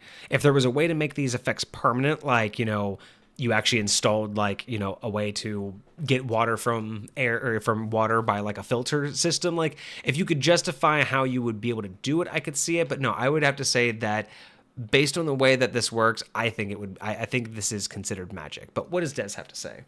They would. Though per game, I'd leave it up to the individual DM. These are more akin to surgical modifications. And again, Des, I agree with that idea if they weren't temporary. But I guess that is kind of the weird nature of this particular character. But if these weren't particularly like, you know, like just temporary, I go to, you know, I take a rest and I modify these. I'm almost thinking like, you know, like the glowing eyes is more like you fiddled and made like, you know, like a set of goggles or something, right? Or the superior stride is like you put together like some like leg braces that help you get like you know, a little bit of a jump. Hardened exoskeleton, you know, you've fashioned yourself something. So yeah, it's really interesting because with the right DM, every single one of these could be non-magical. Every single one of these you could theoretically make non-magical specifically by what they're doing, right? Like micro focus pupils could technically be your eyes, but it also could just be one of those like glasses that have like the ever increasing like magnifying glass on it, right? So depending upon how you go about it, it would be interesting. But I do think that I would prefer these to be magical just because I think that lends more to the artificer's use of magic than it does to just them having tools that they can create. Because otherwise that just means that they can create tools for the whole party. And it wouldn't make sense if I created glasses or if I created goggles that allow me to see in the dark. If I then go and create, you know, say that, you know, my leg joints to make me have superior stride, that I have to take apart my glasses in order to make that. Like, why don't my glasses still work? So there's a lot of like, you know, that back and forth of how much do you want to justify as a DM, right? How much do you think that you have to justify for that? But moving on, we still have a lot to do, and we still got to see how well else this balances. So, incorporation of the blade at 3rd level as well. So at 3rd level, during a long rest, you can incorporate a melee weapon into your body. So this is kind of like the graft weapon. This weapon cannot be removed from your body without your willingness to depart from it. It's the same thing. It merges with your flesh and can form in your hand as a part of you. When inactive, this weapon can be stored within your arm.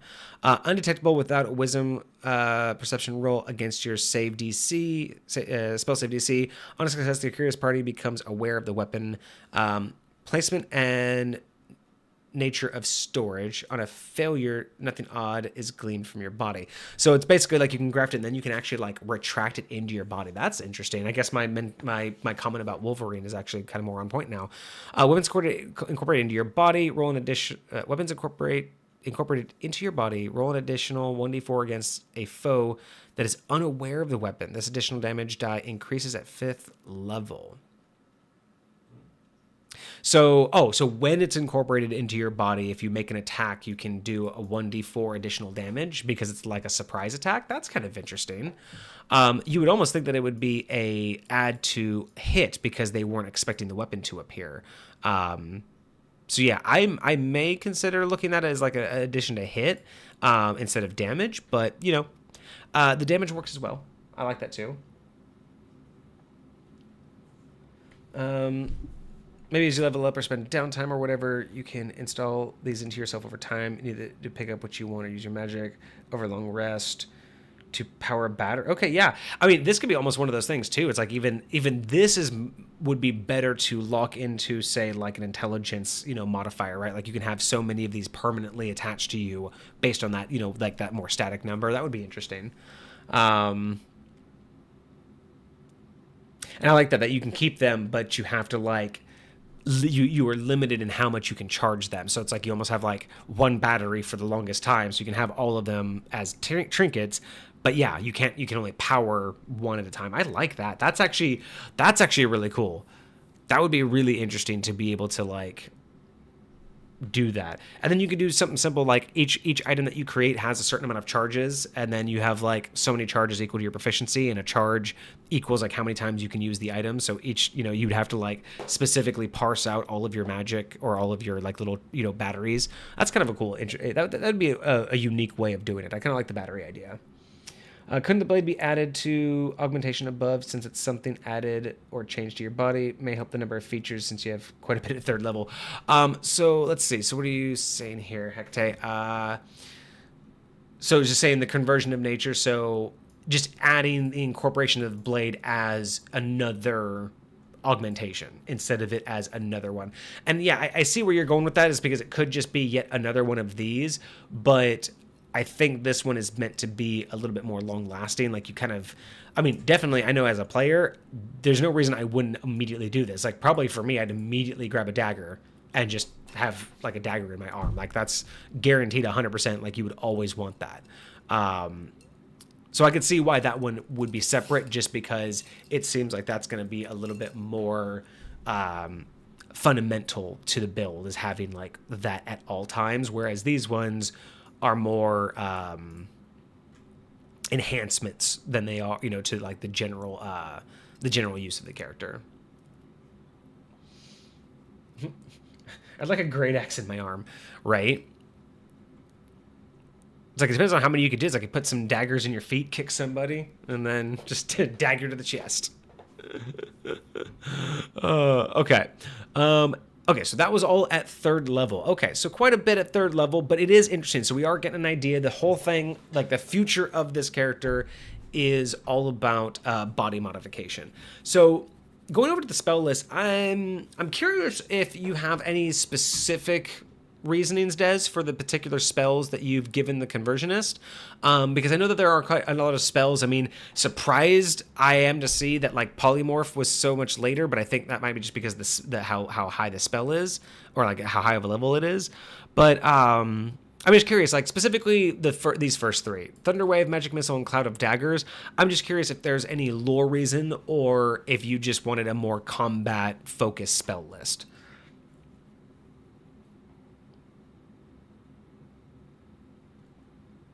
Showed this up to another group, and they kept cracking jokes about heavy weapons.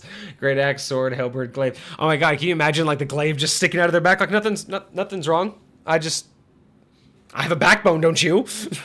Like, roll that deception check. Artificers only get 5th level spells. Interesting. Oh, because they're half casters. That's why. That's good. You mentioned that they're half casters. Don't recall the reasoning behind it. I'm assuming that it's to make it more combat forward. It sounds like, you know, with Magic Missile, Thunderwave, it looks like this is definitely more for the combat, to keep it, you know, front and center, to make sure that you're doing the conversion of nature to like be more, not necessarily tanky, but definitely be more front and center. So I guess that would make sense to have those kind of spell lists. And that's, yeah, Farthen, you were getting to my point about why I was asking specifically for like these particular more combat heavy, because yeah, Alter Self is one that I would expect to have been on there.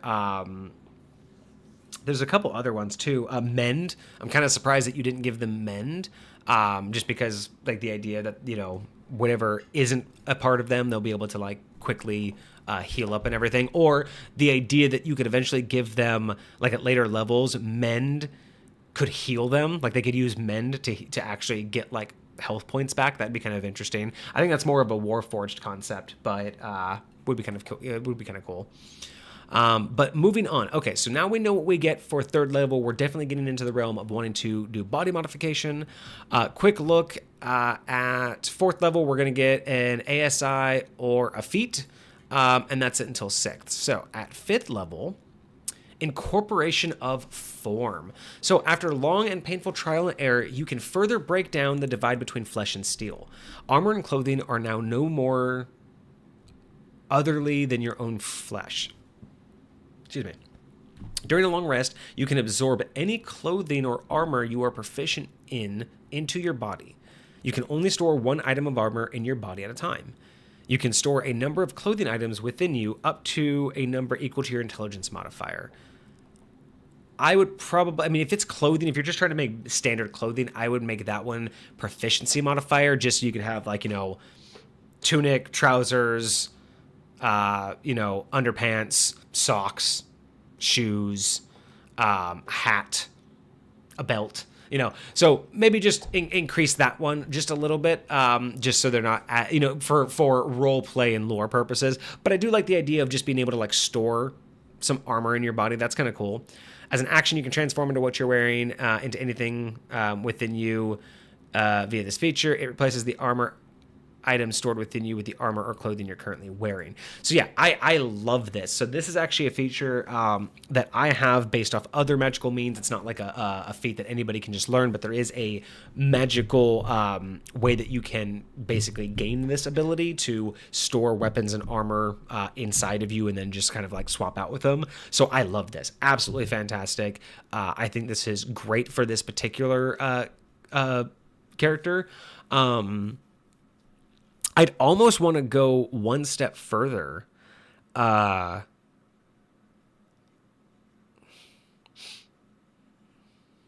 mean, let me see here real quick. Let me look at armor, because I want to make sure I'm going to articulate what I want to say here properly.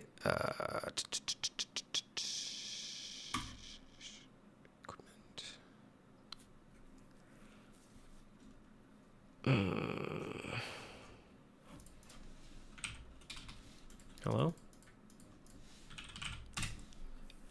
All right. Can I just look at some basic armors here? So I want to look at this because when you're... Because for 5th edition, when you're naked, you're still at an AC of 10, right? Do I have that correct still, that your base AC is typically... No, that actually changes now. It's not everyone's at a base AC. Your base AC, I believe, is dictated... Is that by your... Oh, it's 10 plus dex. Gotcha. So, and then these are just make it static. So what I was thinking here is with this incorporation of form, I'd almost want to... Interesting. So if it's like base plus dex, and this isn't going to be a dex-based build, but your dex can be pretty high. Yeah, no, I don't think there's any way to really like make that work. What I was going for, Des, is like the idea that when you are using this, I love the idea of being able to just swap it out, right? Like, hey, boom, I'm in different armor, or I wasn't in armor and now I am ready for the fight.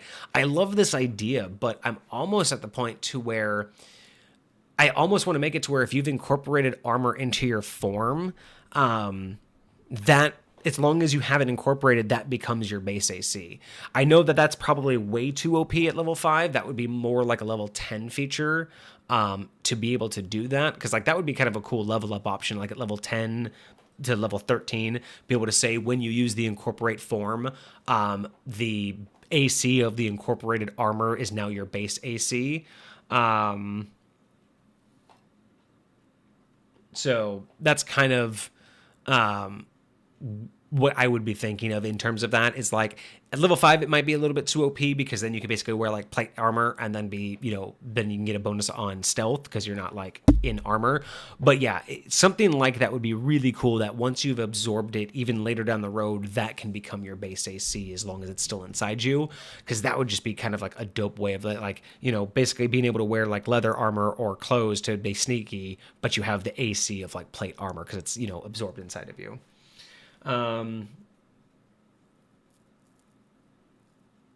Oh, sorry. Yeah, I don't think we don't allow link. I think we have the links turned off.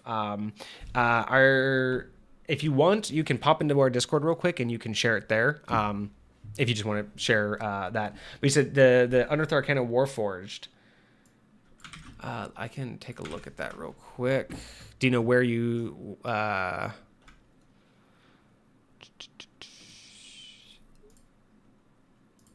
Let's see. Warforged AC. Wikidot. Perfect. Where is it? There we go.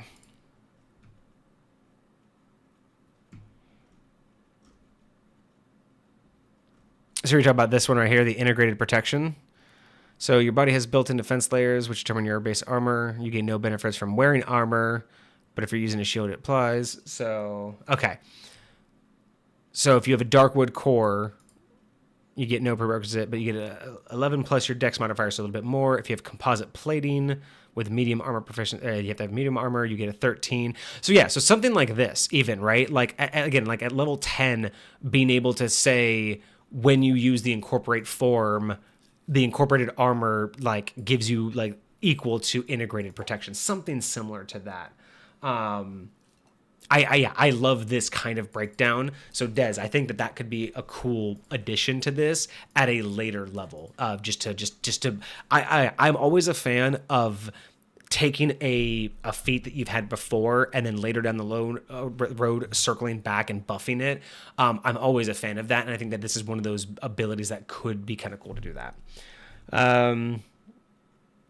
If I were to actually build and play one of these, I'd totally make this a Dex build. Intelligence con obviously get top priority, but Dex after that, and if possible, get the Serpent Scale armor for 14 plus Dex. Boom, look at that. And again, the idea that you can wear these super, like again, level 10 incorporate armor, that means that you can wear these super amazing armors, but be agile and nimble, not lose any, speed, not lose any sound or anything.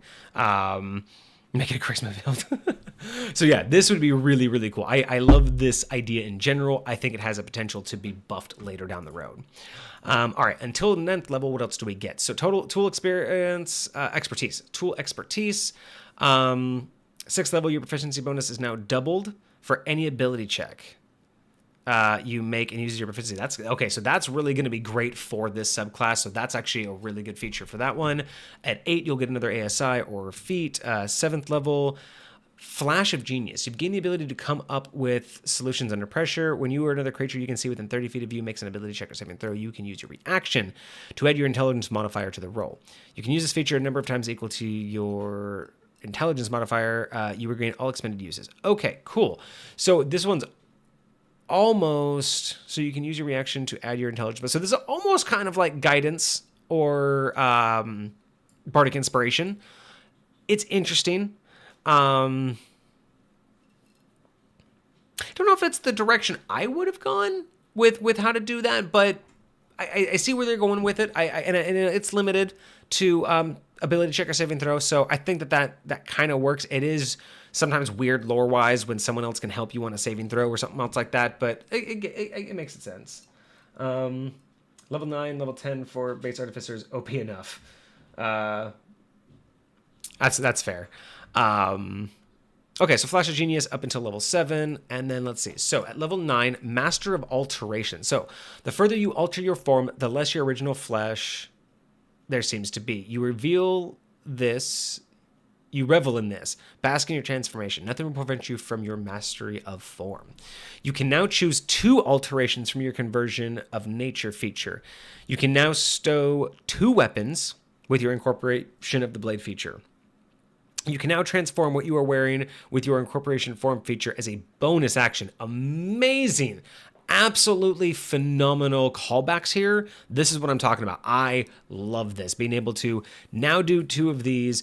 Again, I would also consider either at level 9 or maybe even at level 13, making, since you can now do 2 alterations, I would love to see at some point, level 9, level 13, something like that, even level 14, 15, allowing one of your conversions of natures to become permanent. That would be the key to this character eventually, is to be able to be like, hey, those things that you were able to do, one of them is now permanent. It's locked in. You always have that as an extra feature now on. That would be really cool to see. Flash of Genius is an infuriating ability for DMs from my experience. Flash of Genius can work the opposite way. It has a minimum of 1 use, but the bonus isn't a minimum of 1 like most things.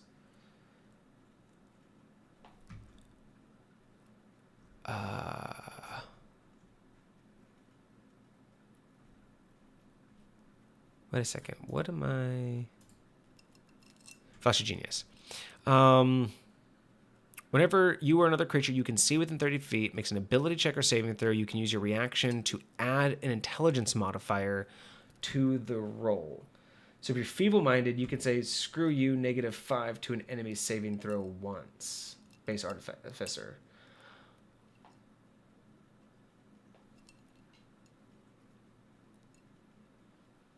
If you would rule that you'd be smart enough to do it, yes, absolutely. That is absolutely doable, but you would have to make the argument that you'd be smart enough to do it. But I really do think that, yeah, that's not necessarily a bad usage of it if you rule that. Yeah, no, that's actually really kind of cool. If you can pull that off, if that's like, you know, if that's something that your DM will allow, 100% do it. Like, man, that could be... That's so situational, but it's so good. Can't even be mad at it. Okay, so Mastery of Alteration, you get more to do. I love this. I love the fact that you've called back to everything. Everything is now more powerful. That's what I want to see. I wouldn't even be upset allowing one of your conversions of nature to become permanent. All right, until then, so level 10. So Magic Item Adept. When you reach level 10, you achieve a profound understanding of how to use and make magic items. You can attune up to 4 magic items at once. Wow, that's nice. If you craft a magical item with a rarity of common or uncommon, it takes you 1/4 of the normal time, and it costs you half as much of the usual gold. That, yeah, that is so nice for an Artificer. That'll definitely make you, that'll definitely make you way better at those later levels. I think that's a great addition at level 10 for standard. Flash of Stupid, that's that's great.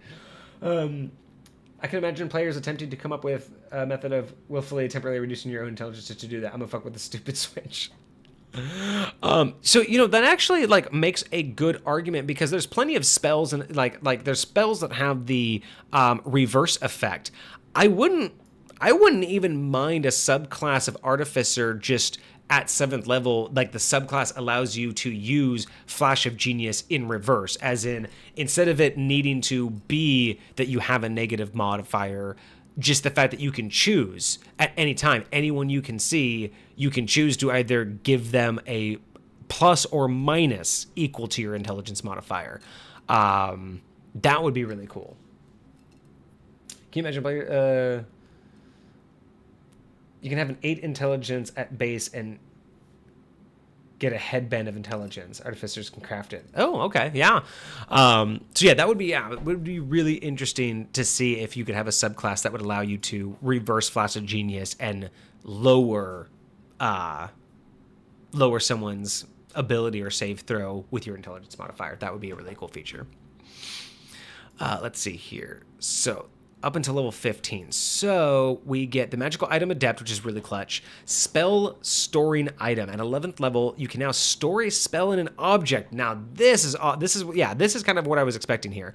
Whenever you finish a long rest, you can touch one simple or martial weapon or one item that you can see that you can use as a spell vaccine focus, and you store a spell in it, choosing a first or second level spell from the Artificer spell list that requires one action to cast. You needn't have it prepared. While holding the object, a creature can take an action to produce a spell's effect using the spellcasting ability modifier. If the spell requires concentration, the creature must concentrate. The spell stays in the object until it's been used a number of times equal to twice your intelligence modifier. Holy shit! Or until you use this feature again to store a spell in an... Wow! So you cast this once and you basically make a magical item with charges equal to twice your intelligence modifier with a minimum of 2 charges. Wow, that's OP. So you basically, you don't just get to store a spell, you get to store at minimum 2 spells. I mean, it's the same spell, but still. Man. So right off the bat, like, you choosing to give, not here. You know, giving magic missile, like, I would be, oh no, that's a, I don't know what spell or what level magic missile is off the top of my head. Where was I? Here. Wow, that's just clutch for Artificers. I didn't know Artificers had that. That's dope. I like that. That is... And the thing is too, it's like, it just says a creature can take an action to produce the spell's effect, so you don't even have to be the one. You can just make it and give it to somebody. That's amazing. I love that.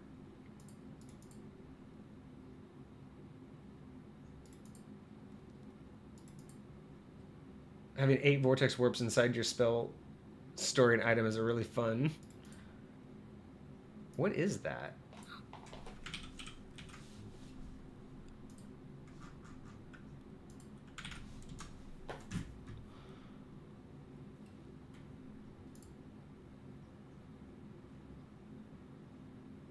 Were you just talking to me? I thought Vortex warps was like what you were talking about. I don't know if you were talking to me or not, but I thought that was an actual like thing. But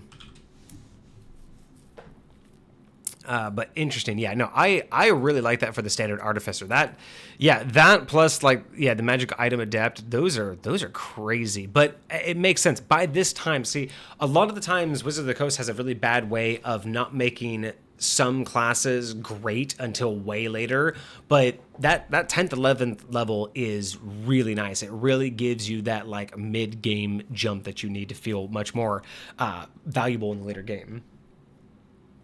Fun fact, it can also not be counterspelled if you cast it from the item. You can't counterspell a magic item spell. You can't. That is true. Interesting. Yeah, that makes this way more clutch. Yeah. No, so that's really awesome. And then at 14th level, you get Magic Item Savant. At 14th level, your skill with magic items deepens more. You can attune to up to 5 magic items at once instead of 4. You ignore all class, race, spell, and level requirements on attuning to or using a magic item. That's fucking awesome. Basically, you are like the magic item master. Well, savant. That makes perfect sense. Okay, so with that, right after that, you get more than meets the eye at level 15 with the Conversionist. So you could have been so blind, such pitiful alterations. You now see that you were limited by your vision to merely alter your form when you could completely reconstruct it from its base materials. You have become so much more, the perfect blend of soul and steel. As an action, you can transform into the Convoy of Souls. You remain in this form for up to 10 minutes, or when rendered unconscious. You can use this feature once per long rest. Convoy of Souls. It is a large construct. Let's see here. Armor class of 8 plus your proficiency modifier plus your intelligence modifier.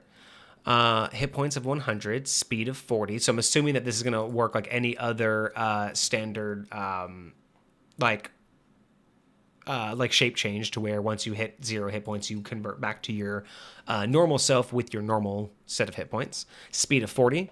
We have a strength of 16, a dex of 18, a constitution of 22, and an intelligence, wisdom, and charisma of the playing character. Oh, okay. So the construct will keep the character's intelligence, wisdom, and charisma, but it will be replacing its strength with 16, dex with 18, constitution with 22, and same thing with alignment. It'll keep the player's alignment.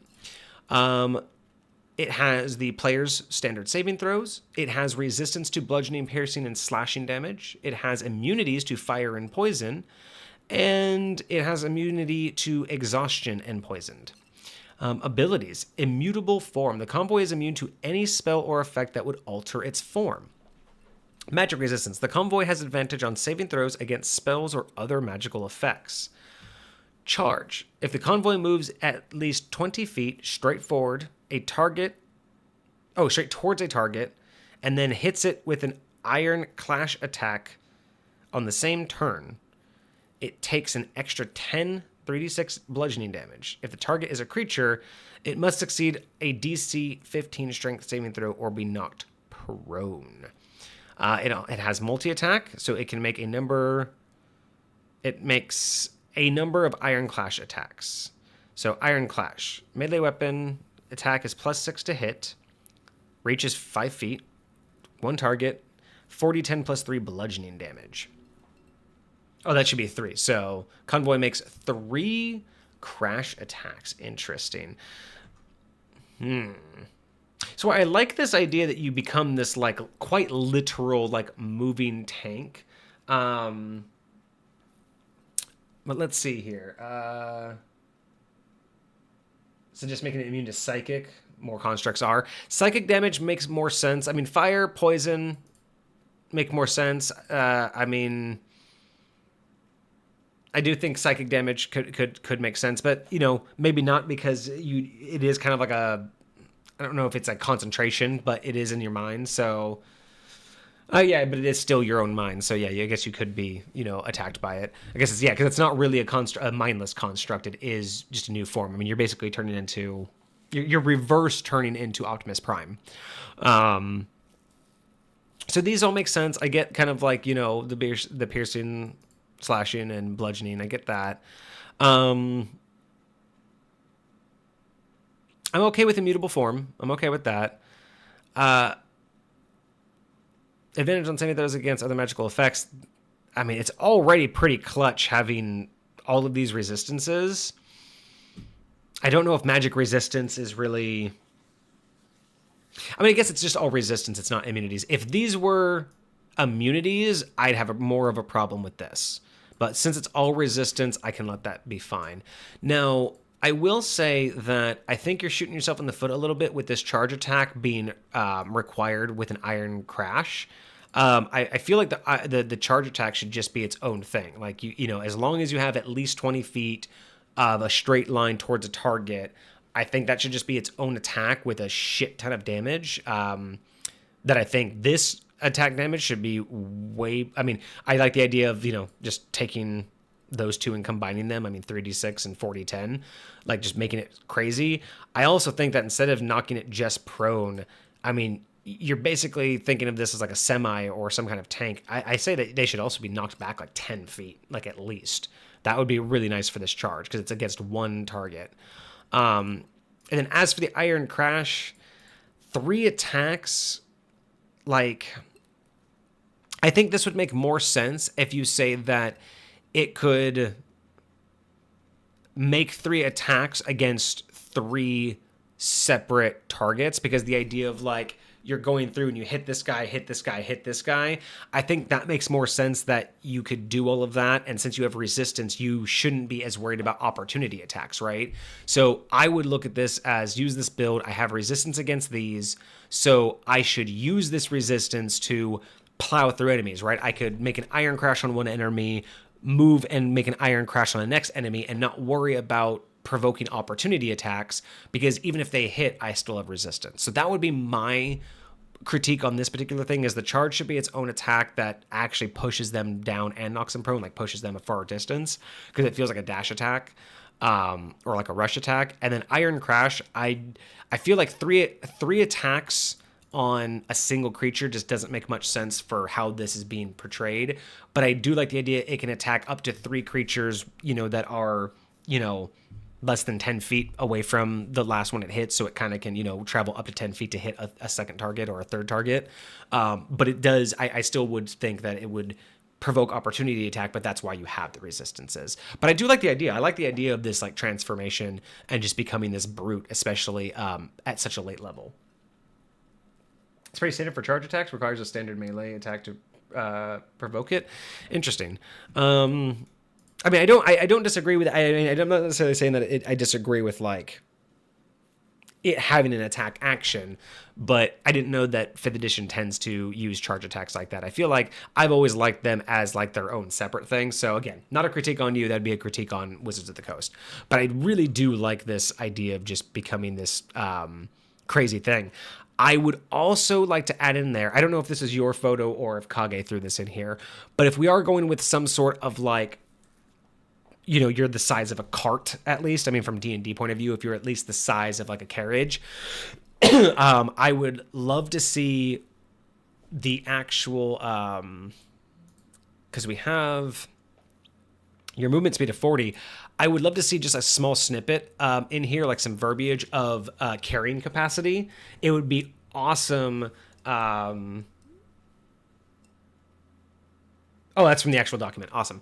So the picture is. So yeah, I would love to have you add in some carrying capacity, because the idea that you could do this and then carry the party across difficult terrain for long distances, or because you have a speed of 40, like you can get to the next town a little bit faster. I would just, it would be really interesting to add in some sort of carrying capacity to basically be the party's mount. That would be really interesting. Or even be able to lore-wise, because you know how like a lot of times it's like you go dungeon delve and you find a lot of gold, how are you going to bring it back? This would be one of those awesome ways of just like you transform into this giant like, basically truck, and they can load you up with all of like, the gold and shit, and then you can travel to the town to actually drop it off and stuff. So it would just be really cool to see that. But otherwise, I do like the transformation. I do like having it come so late, and yeah, I might approach it a little bit differently, at least with the attack, but otherwise I like it. I really think that this isn't super OP, and I think that this is one of those things that a lot of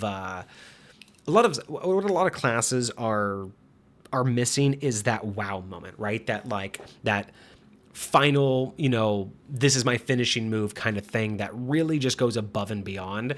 And again, this one feels, I will say it feels a little out of like left field, the idea that you were, trying to build up this idea that you could modify your body. And I really didn't see a lot of like permanent fixtures, which is why I would have loved to see like maybe at level 14 or even here at level 9 be able to, again, make a conversion of nature permanent, because that's kind of the whole vibe of this thing, right? I'm trying to convert my body permanently.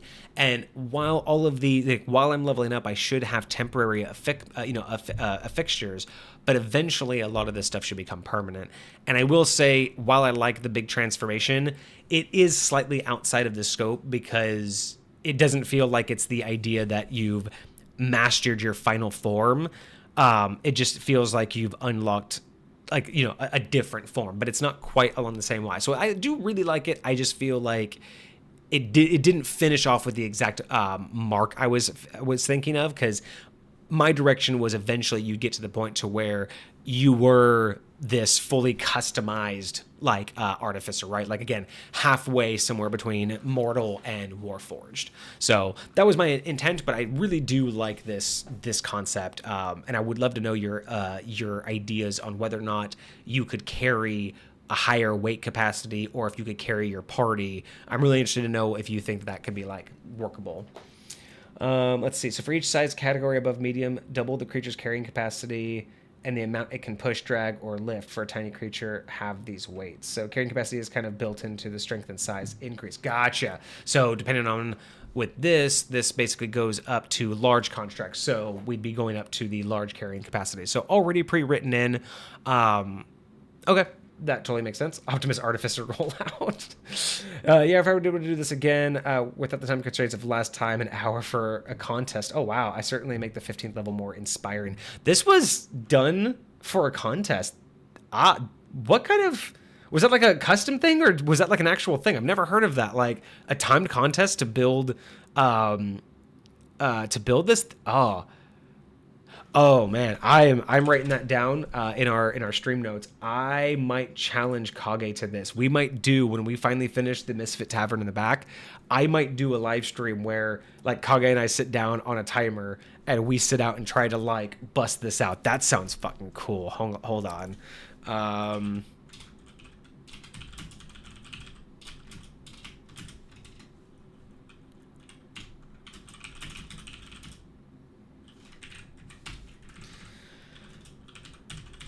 Boom. Yeah, no, that's such a cool concept. I like that.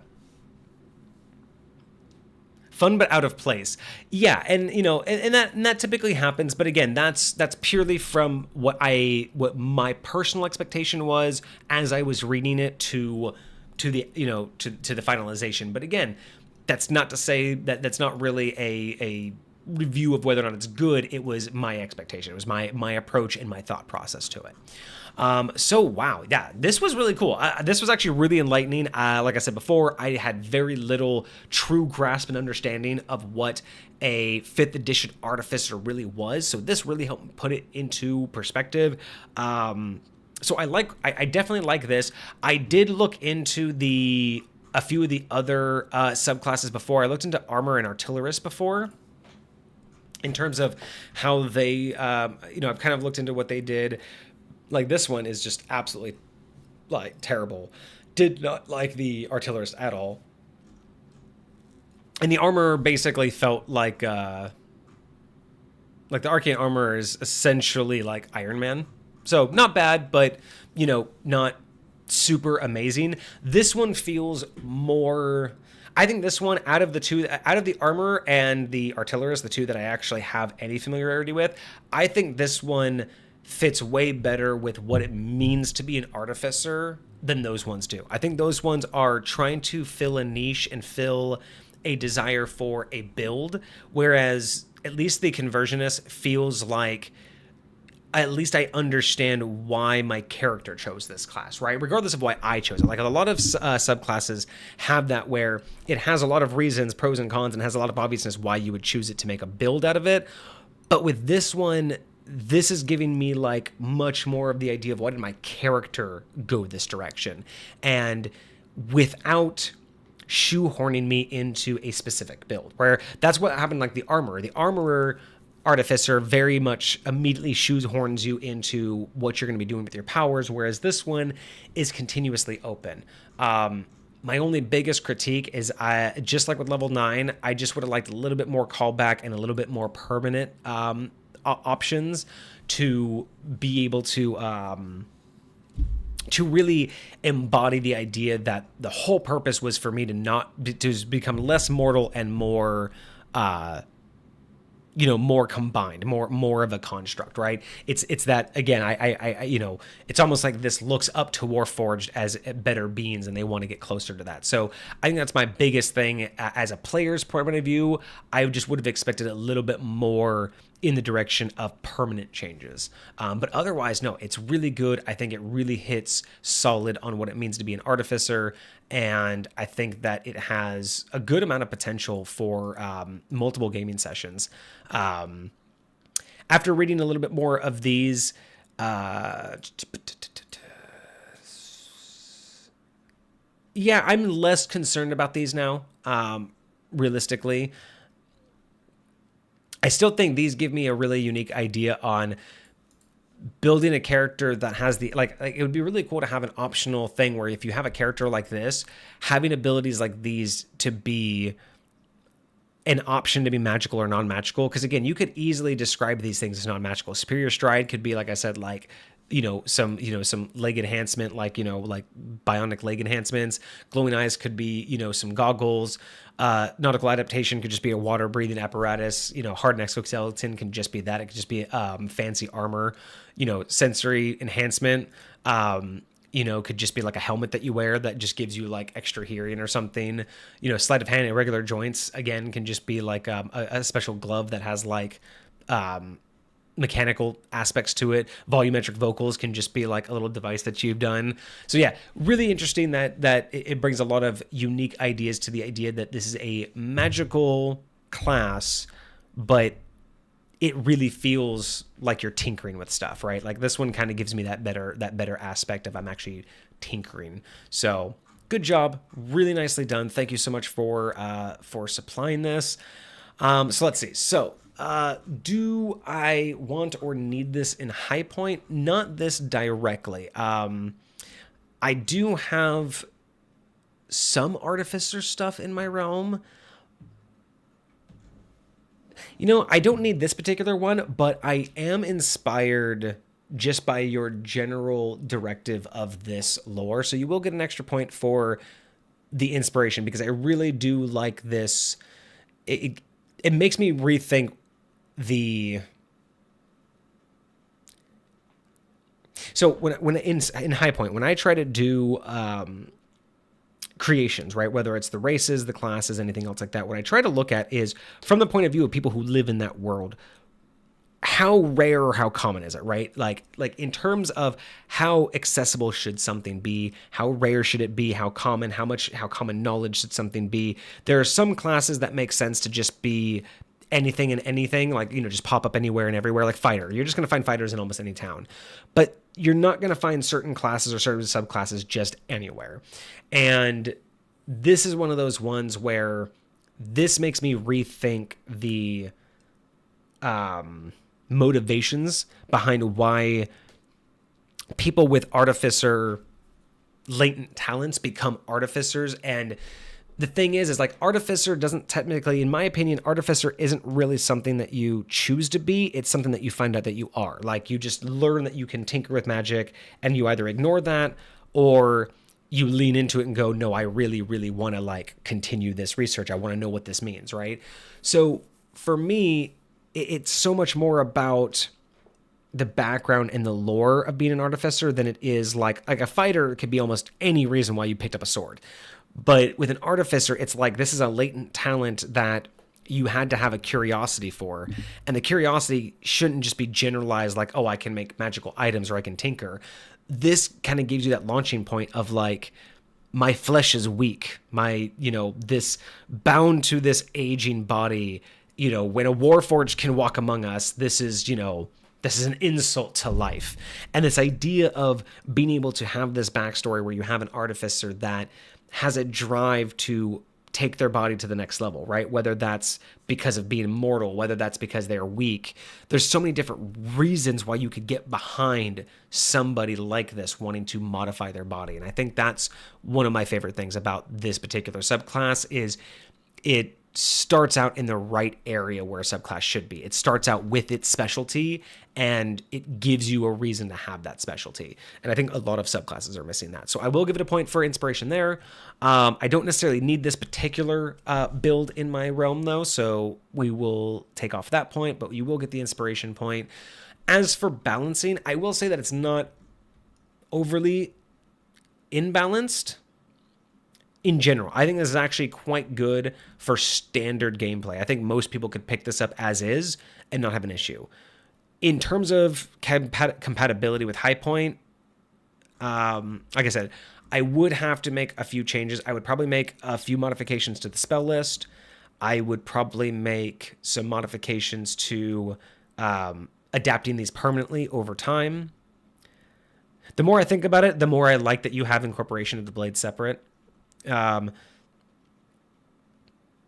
I love your naming conventions. I didn't mention this before, but incorporation of the blade, incorporation of form, which is for the armor, mastery of alteration, more than meets the eye. These are great naming conventions. I do like the progression of what you're doing. Everything feels like it's at the right time, like incorporation of form before mastery of alteration, incorporation of the blade before form. I think all of these things make sense because, you know, getting a blade to incorporate with you before a whole set of armor, just lore-wise, even though the armor is what you want, that's exactly how you would have gotten there. So I do really like that. And then as much as I like this last one,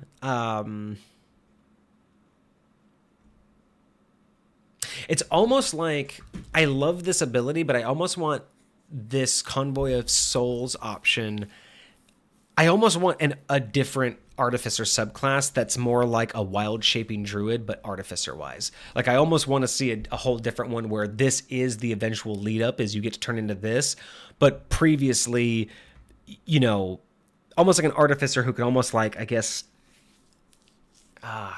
maybe like possess things. I don't know. Maybe that's getting too far.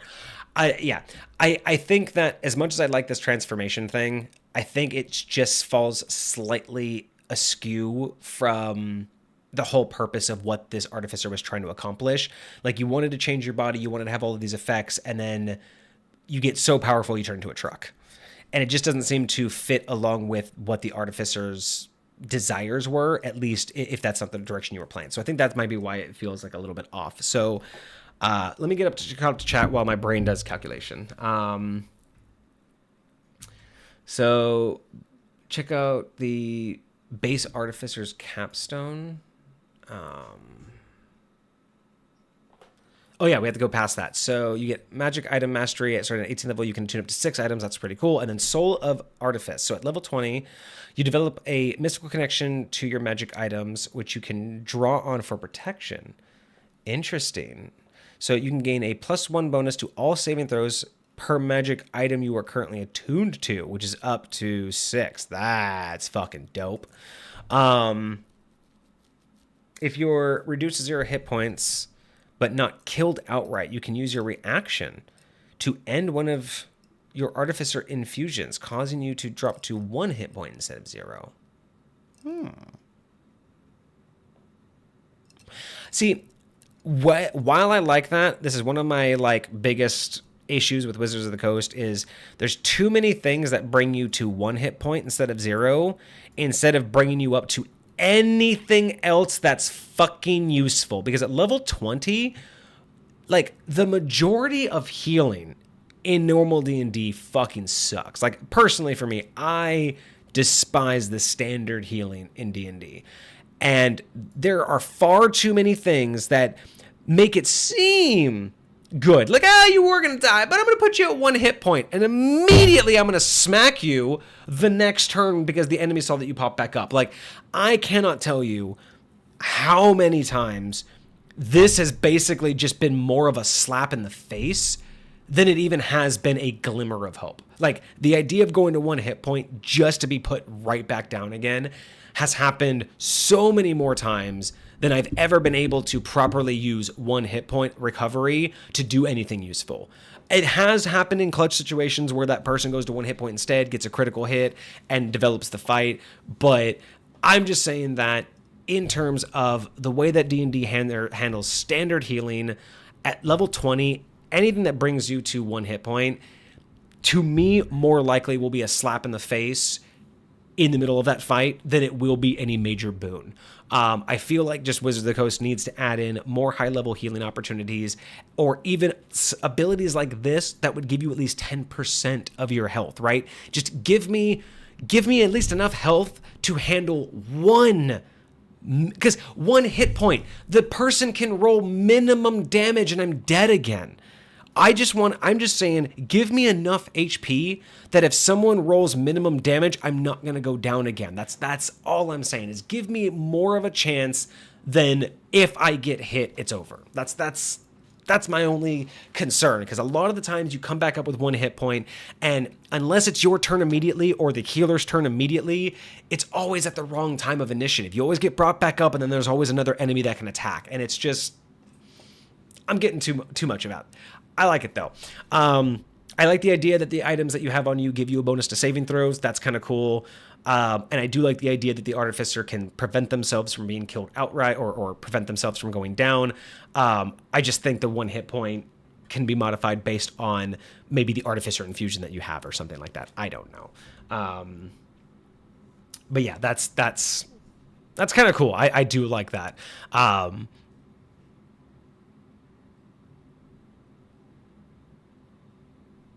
Yeah. Let's see. So, oh boy. Let's see. So, Des said, Dichotomy Games is another D&D streamer and holds monthly homebrew contests with a theme dedicated. Oh, with a theme dedication. Okay. I'm not sure if they're still doing it, but I've placed a few times within the given hour. I scored second place with the Oath of the Sanguine Blood Paladin. Ooh, that sounds cool. The Artillerist is so much fun. Is it? Okay. I just wasn't really like super impressed with it, but I'm glad that it's actually your favorite of the 4. Okay. Again, I don't have any direct experience, so all I can really look at is previous experience with the abilities that I looked at. But I didn't really do like a full deep dive like I am now. I kind of just skimmed it. So to be fair, my opinion's basically worthless. Gotta make the lore for my cleric domain Echo's domain. It's based on getting power from the long dead gods. The fear that they still invoke in people is still granting that remains of them some strength. Ooh, that's interesting. We were talking about the Echo concept before too, about dividing that into other classes. That's kind of cool. What the hell is there a druid in the middle of my massive city? Metallic wild shape. Yeah, that would be ideal. Like, that would be kind of a cool idea, like metallic wild shape. Being able to take on similar forms, but are more mechanical. That would be kind of cool. Modification, truck. Why is the barbarian getting changed? That's why the barbarian is getting changed. How dare you say the healing sucks? I made a pure healer character and my DM hated you. Hey, if you meticulously build it out right, it can be fine, especially if you have a very dedicated healer build. But like, again, standard potions, standard base magic for healing is just, it's petty and it doesn't level up properly, right? Like at level 1, magic is okay, but by the time you get to like level 10, most magic healing is just kind of meh. Like, I mean, how many games have you been in where most people like just choose not to heal you and go attack because it's not worth the wasted action to bring you up just to go down again? I play too much Baldur's Gate. Anyway, moving on. Actually, I don't play Baldur's Gate much anymore. I haven't even gotten, like, this is how bad. I played a decent amount of Baldur's Gate, but it's just not my gig of how I want to spend my time. It's not interactive enough. Like, I know that there's so much you can do, but I'm so much more of a really get in there and play with things. And I don't know. I have a problem getting into it, but I don't even think I got to Act 2 yet. Like in Baldur's Gate, I think that's how like I played it. I had some fun. I got some content out of it. And then I was just like, I'm done. Let's see. Tez, look at the rest of what I've done. Which class would you like to see a subclass for next? I'll add it to the queue. Ooh, I'll come back to that question in a second. When you drop to 0 hit points while your rage is active, you can instead heal for a number of hit points equal to twice your barbarian level. Is the 11th level ability in the new PBH? Oh, so that's the D&D 2025 or 2024. So 0 hit points when your rage is active. You can instead heal for a number of hit points equal to your barbarian level. So it's almost like giving barbarian a second wind.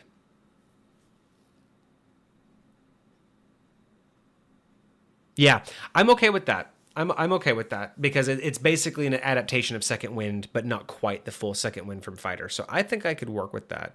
So they're taking steps to change those. Didn't do a single point of damage all campaign. They absolutely hated the Sanctuary spell too.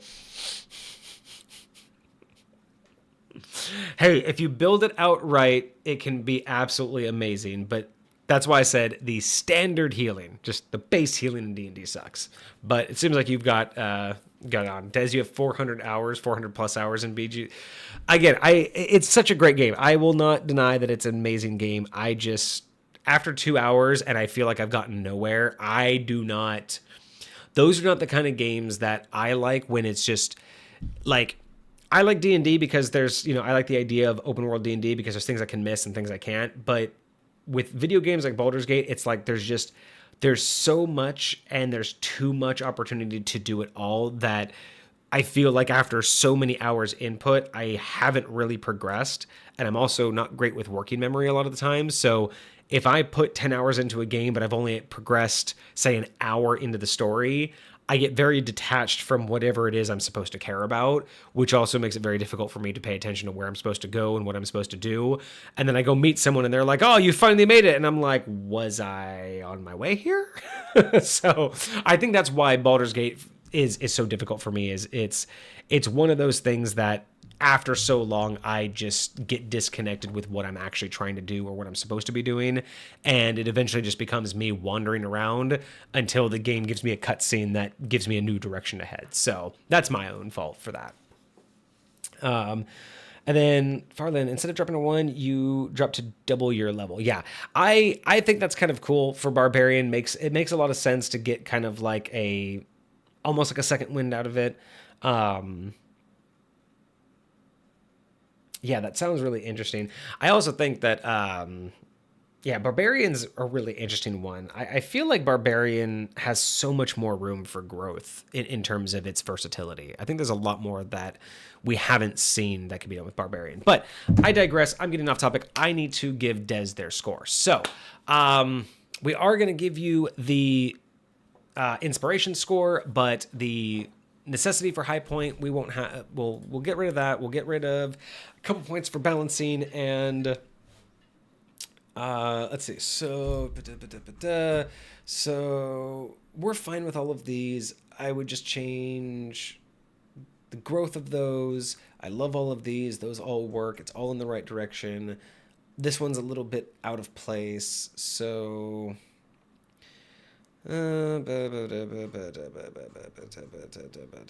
compatibility wise, and then I would have to change the spells to make it a little bit more with the direction of modification.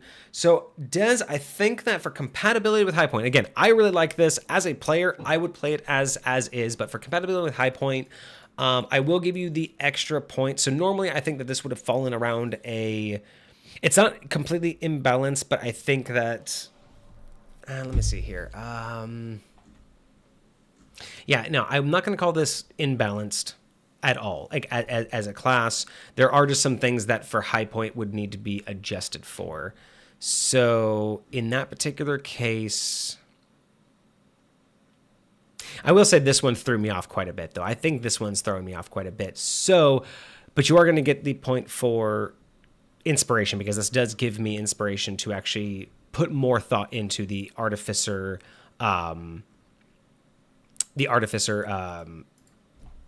motivations and backgrounds. So we're going to land this one on a 6 out of 10 for compatibility with high point.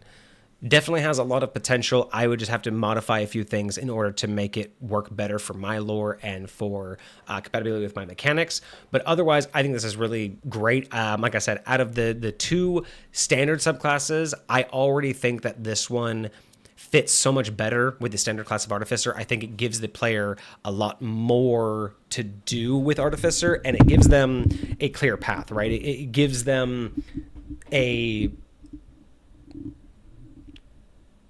undefined goal, if you will, right? It's not shoehorning them into doing anything particular or anything specific, but it is telling them, hey, you are here, your motivation is to become better than you are and to incorporate things into your body to, that the goal is the truck.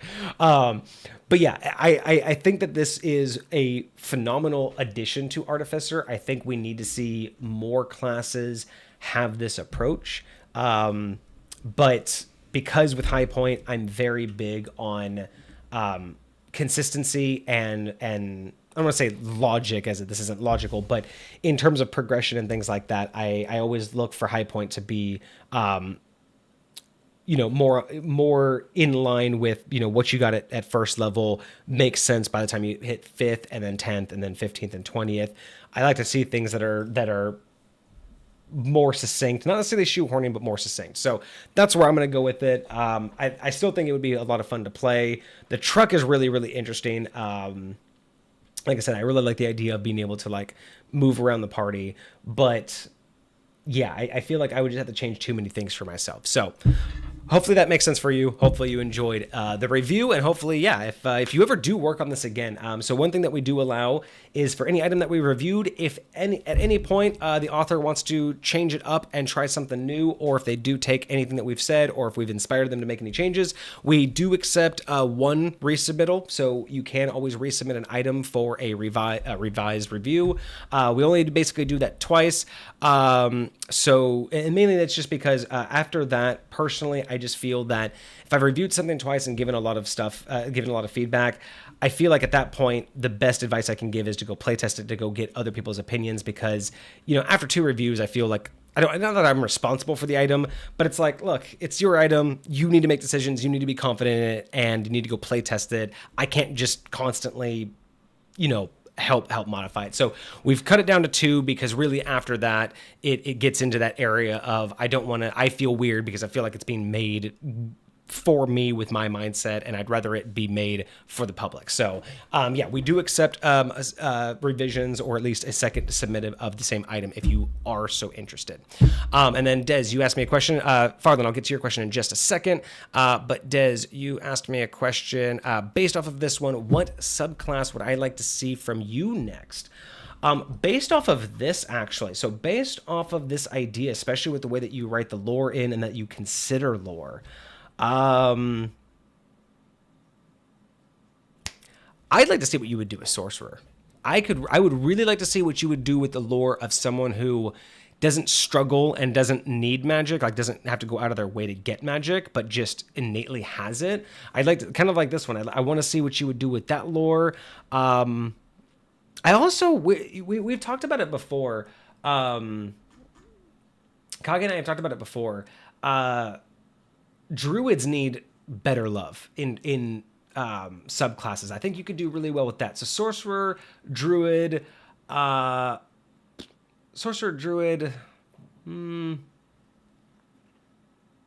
even barbarian. Since we've been talking about it so much, I'd like to know what you could do with barbarian. So any of those 3: sorcerer, warlock, or sorcerer, druid, barbarian. I'll give you those 3. Des, if you end up creating any one of those, please do post that and submit that in the Discord. That would be really, really interesting. I'd like to see that. I could say I can't wait to submit my old one soon. Well, hey, get it in there. Farland Mystic. I don't know if I missed something there. Did I say Mystic? I don't know. But you also had a question. What do we review? So basically on Mondays is our review day. So we take any submissions from the community, any what we call community creations. And basically anything, we'll basically... Oh, joking about making a subclass for Mystic. So for us, we will review basically anything. So we have started to learn to separate out things. So basically we have the standard review, which is what you guys saw today, where usually Kage and I will go through it together, but he's not here, so it's just me. But we'll go over basically, again, the player direct, like a player viewpoint, a DM viewpoint, balancing, and then compatibility with our particular areas and what we might do with it. So that's what we do for the standard review. Then we have something that we call showcasing, where that's when the submission is either non-D&D specific, like it's like not specific or meant for D&D, like maybe another TTRPG, or if it's setting or lore specific, like if it only works for someone's intended setting, it's not meant to go out anywhere else. But yeah, basically a showcase is like if it's not able to be used by just anybody, we will showcase it. And that one is more or less, we will go through it similar to this, but instead of trying to balance it out, all Kage and I do, we'll discuss it from the player point of view. So as a player being approached by a DM saying, hey, here's a class, here's a weapon, here's, a race to this, setting of mine, what do you think? And then we'll just kind of approach it as a player, how do I feel about it? What are the pros and cons? What are the things that interest me? Where would I take it? What questions would I ask? What intrigues me? What doesn't? What worries me? And then we'll give it a score out of 5 stars. And that's just a way to separate the two. And then the 5 stars is just basically, like Kage and I we'll rate that based on how likely we would be to want to play it, right? So as reading it through, as written, are we interested in actually just jumping in and playing that campaign, or is it just kind of not sitting with us? So that's a showcase. The review is the out of 10 for compatibility with High Point. And we will review basically anything. So if you have a class, a subclass, we've even had sublist classes. So one of our viewers submitted classes that were basically all in one. There were no subclasses. They were just a solid singular class addition. We'll do weapons. We'll do spells, armor, races. If you have, we did one which was really interesting. Someone had an encounter, a whole encounter where there was a town, there were NPCs that they made, there were like triggers that could happen, there was some bit of lore. So we'll do that. Someone else submitted their actual campaign settings, so it was like a whole, more than just like what I just described. It was like a whole location, all of like the diplomacy and everything. And a bunch of like intrigue and lore about like how the magic works and stuff. So we'll basically review anything. What we just do is we just separate it out into a standard review if it's accessible to anybody D&D wise, or it's a showcase if it's very, very specific. But otherwise, we'll do both of those. The showcases, if they get really intense, if we get too many and they start bogging down the review, we have discussed making that a YouTube exclusive where we'll record those on a separate day and post those to YouTube. So we'll have a whole area, because we want to do other things like test out other TTRPGs. Like I've always wanted to try out, I've always wanted to try out Call of Cthulhu. So it would just be really cool. We were thinking about doing that on YouTube exclusive as well, like playing a couple games of that. So yeah, we will review anything you submit us that's homebrewed, or even slight modifications to what's what's in the book. Whatever you guys want, you guys can do that. If you're interested, I'll go ahead and do the plug real quick. If you're interested in submitting a homebrew review for us to review here on Mondays, or give us topic ideas, or just chat with the community, you can do that via the Discord. So I will post that link in the chat now if you want to do that. So I'll just do that plug real quick while you were talking about it. Des, if I create, my dude, I'm sitting on 25 completed subclasses. Well, get them in. We had one of our viewers, Pokeniner, submit like 20 of them all at once at one point. So we have a whole book of that one. Cosmic is still in the lead. Cosmic Purge, one of our viewers, our longest viewers, he is still in the lead with the most submissions out there right now. So yeah, get those subclasses in, man. 25. We will review all of them. We'll just put them in the list and we'll just keep pulling them. You asked for a class, and I can give you at least 2 subclasses. You asked for Sorcerer, I'll give you one of those. Boom, there we go.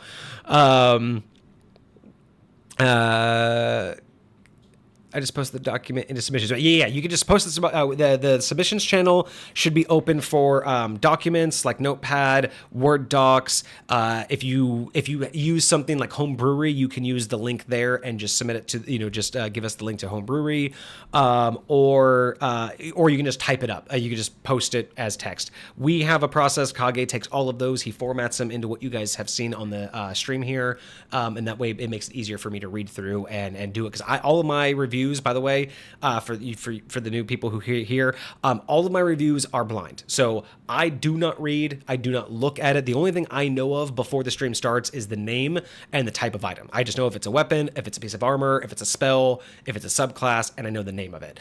Beyond that, I do not read it until you guys are here with me. Kage is the only one who sees it ahead of time, and he tries to do as little as he can to put it in the format, but he doesn't try to read it as well. So we can give you honest opinions, right out the gate. It works better for us because if we pre-talk about it, we're going to try to be basically summarizing what we had already said, and we're much better on the moment of talking out and hashing out our ideas.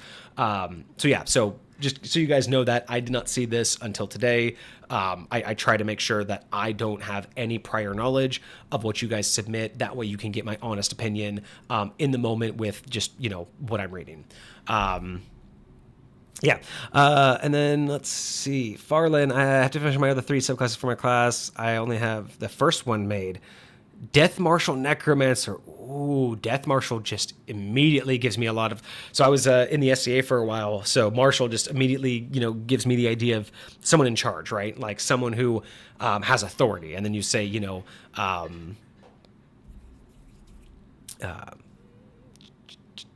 Death Marshal Necromancer. So that's just like, obviously the Necromancer already has power over death, but like Death Marshal just gives me this idea that you're going to be more commanding, more controlling, and more...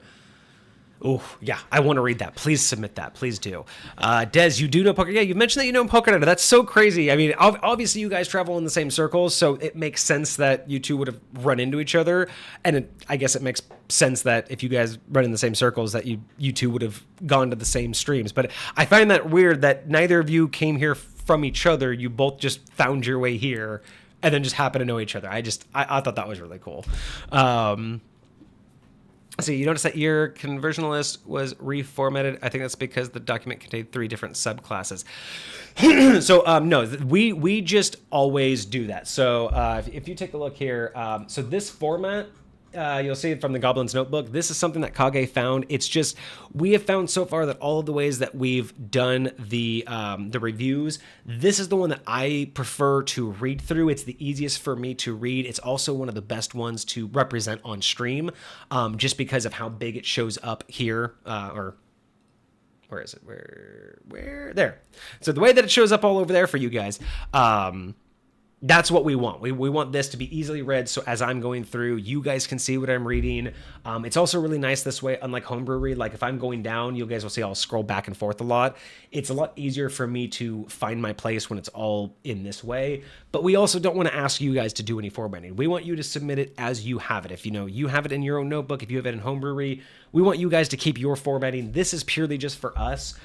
We've tried out a few different versions over the last year. We are sticking with Goblin's Notebook for now, but part of the roadmap that we're doing is Kage is working on our own custom version of this. So where it's not going to be through Goblin's Notebook, but it's going to be basically more like this, but it's going to be more branded towards us. So it's going to be more, more our style. And then we may or may not use Homebrew in the future if we ever want to publish like the our leaderboard or our homebrew review stuff. We've talked about that. We want to get community feedback before we consider that. But yeah, as of right now, we reformat it purely just for representation and for ease of reading for me. It doesn't necessarily mean that you guys did anything wrong. It's just something that we do for every single one. Also for consistency's sake, right? Because everyone has their own way of doing it. This way, when you come here and you see a homebrew review, it's going to be the same thing, back to back to back. So that's what we do for there. So yeah, don't worry if any of that happens. But if you do have any suggestions, if you see something that we misformatted or something that we got wrong because of formatting, definitely let us know so Kage can kind of figure that out. Usually if he has questions, I think you've noticed that he'll reach out to you guys in private chat to kind of answer any questions so we can get this thing formatted properly. But otherwise, it's just for standardization.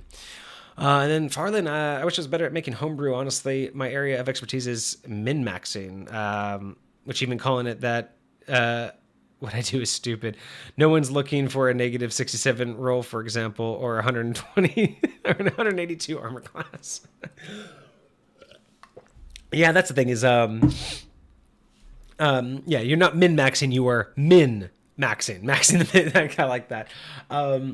It's homebrew, and especially like subclassing, like homebrew subclassing is a delicate process. The problem that I find that I think is just the standard issue, and you guys will see this a lot, every subclass I pretty much say this, is I have a major critique against Wizards of the Coast and how they level up subclasses. Like subclasses should only enhance what the base class is all about, and the subclasses should enhance it and specialize it. And the problem is there's so many subclasses that have these absurd level gaps, right? Where you won't get, like, there was one that we had just the other week where it was like the subclass didn't get shit between like level 6 and 14 or something. And it was absolutely mind-boggling that I'm choosing the subclass to specialize and be this amazing, powerful character, and you're telling me my entire mid-game, everything from early game when I just learned how to use these powers, all the way to late game, you ain't anything special. You've learned what you can learn. You're just another version of what you are with a few, like, no. I cannot stand how they've made subclasses so basic. Like, subclasses should be so much more powerful. I think subclasses should be better organized to fit in level ups at more defined levels. Like, it really should be the in-between levels, you know what I mean? Like, I really disagree. No subclass, no class in general should ever have a larger than 4 level gap. Like, if you're waiting more than 4 levels to get something, in my opinion, that's disheartening. That's demotivating to a character build, because I just look at like the standard campaign settings, the standard gameplay, the standard level up process. 4 levels could be anywhere from a minimum of 4 all the way up to like 12 gaming sessions. I could be a year of gaming and I haven't gotten anything to make me better. I'm just going along with it. That's where my biggest thing, and that's where I find like one of the biggest struggles is I'm always a big advocate when it comes to homebrewing subclasses. I would much rather see things put in where it makes sense and where it justifies the narrative of the build than following Wizards of the Coast's standard, here are the levels that a subclass should have. Or when people say, hey, I'm building a subclass for this class, and they model it directly off of all of the other subclasses, which have these really weird gaps and stuff. Because for me, it's like, don't worry about what Wizards of the Coast thought the subclass should do. The whole point of us making them is to make them better. And I think that that's one of the areas that I rave against the most against Wizards of the Coast, is that there are just some subclasses that do not feel like there's any love and care or any thought to the fact that I've done nothing special with this specialization. That's my soapbox for the moment. Welcome back, Civilized. Thank you. You coming back to the end of the stream, but I appreciate you coming back nonetheless. Des, nothing like that. It's just like my formatting. I put in the work. I mean, hey, that's the other thing too. It's like, I didn't.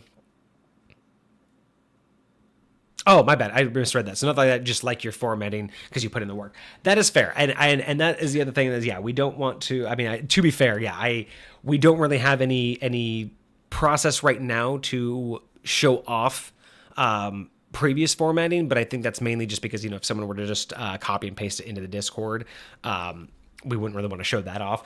But yeah, no, fair enough. Fair enough. I could definitely see why you noticed it. But again, nothing against how your formatting was or anything. It's mainly just consistency and, hiccups. And making it just easier for me. So I'm glad that you're not too upset about that. Farlight, if your DM forgets to level you up, it could take 3 years. Yeah, it can. It can take a long time if it's just always like you can't end a gaming session when it makes sense to level up, right? You're always in the middle of a fight. You're always in the middle of a dungeon. Like, it's too easy to want to, we haven't played in 3 months. Let's just play. No, I don't want to do a paperwork session. I just want to play. And it's like, and then of course there's, whether or not you play with a gaming group that you have a DM that has, like an honor system, right? Like I've played with DMs who we have level up sessions where everybody is like a session 0. They're all leveling up together. So we're all as a party, we're doing things. And then there's the honor system where DMs are like, okay, everyone goes up a level, come back next time with your leveled up character. I don't really like doing that just because I like understanding the development of the party and the characters, and it helps me tell a better story is knowing what they're developing with. Because again, I don't just throw things at them and let them figure it out. Like the whole narrative's about the things that they're doing and who they are and what they're doing with their lives. So yeah, that's just one of those areas for me that I like to keep track of. But yeah, it's so difficult sometimes when people don't want to do that paperwork session, and then you just keep playing and you're like, but you guys are shooting yourself in the foot. You guys are continuing the story, but you're not continuing your power. Like, yeah, it's crazy. I will say balancing is easier when you have every piece of 5e content ever at your fingertips, which for legal reasons, I will say I bought all of from official sources. That is great. That is one thing that when I first got into D&D Beyond, I started looking into what it would cost to like start getting at least a digital stock of all of that. It's just, God, it's so expensive. So expensive.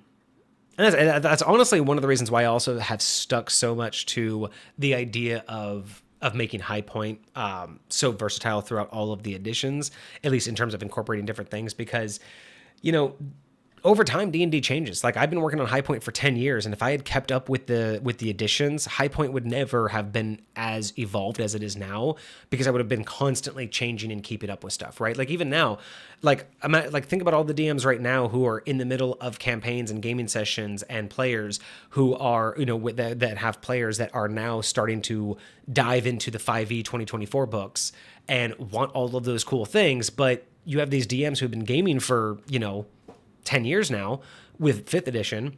What are they supposed to do? Like they can't just instantly change everything, but at the same time, it's like they don't want to fall behind, right? Like a lot of people want to like keep up with it because that's just where the hype is right now. So I agree with some of the changes that I've heard with the newest book and the newest, with the newest changes. and I will probably continue to adopt any changes that I like, but I've also been working on High Point so long that I will not be surprised if some of the good changes that they've come with are very equal to the changes that I've already made. So at least I can say that my stuff will be less homebrewed, if that's the way you want to look at it. But no, I'm hopeful. The most recent player's handbook that I've seen the leaks of it from other content creators, I will say that this is probably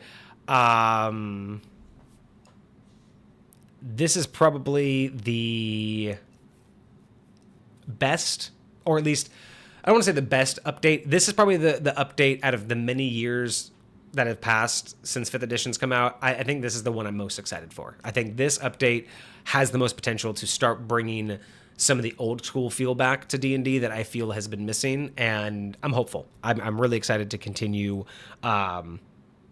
looking into what more changes they have.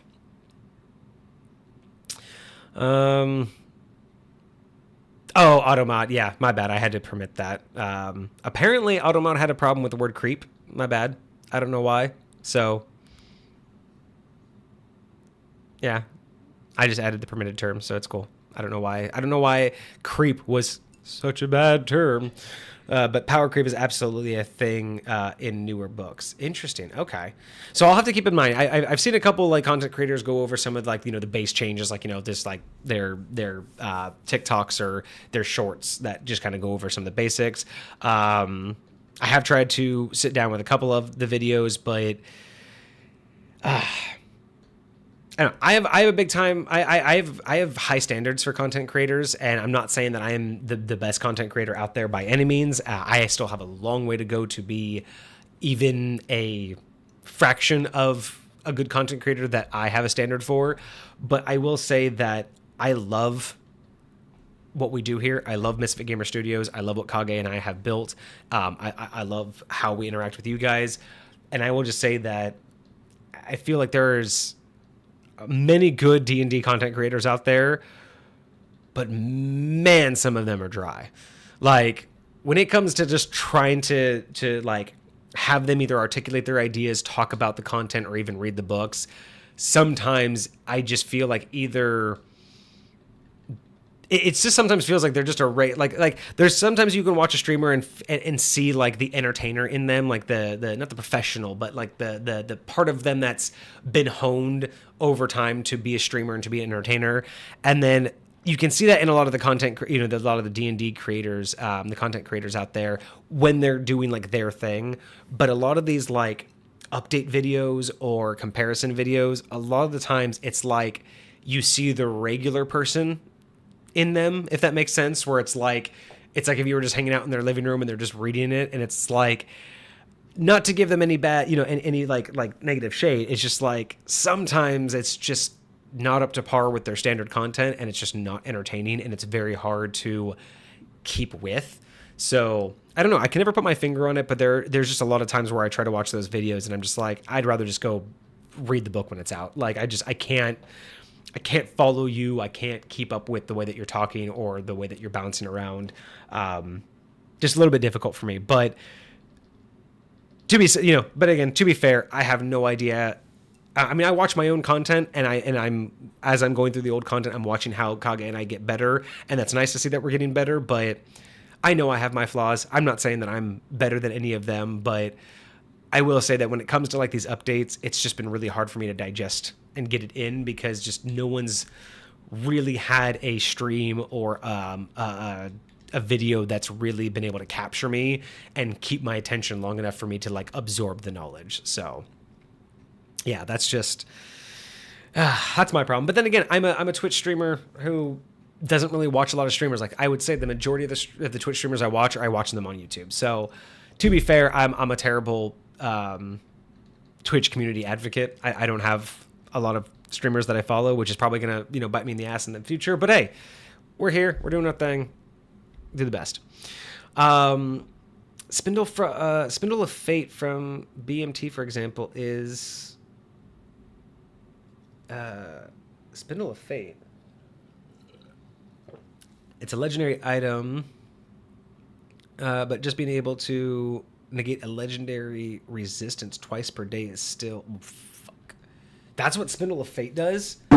Hang on a second. What's BMT? I don't recognize BMT, but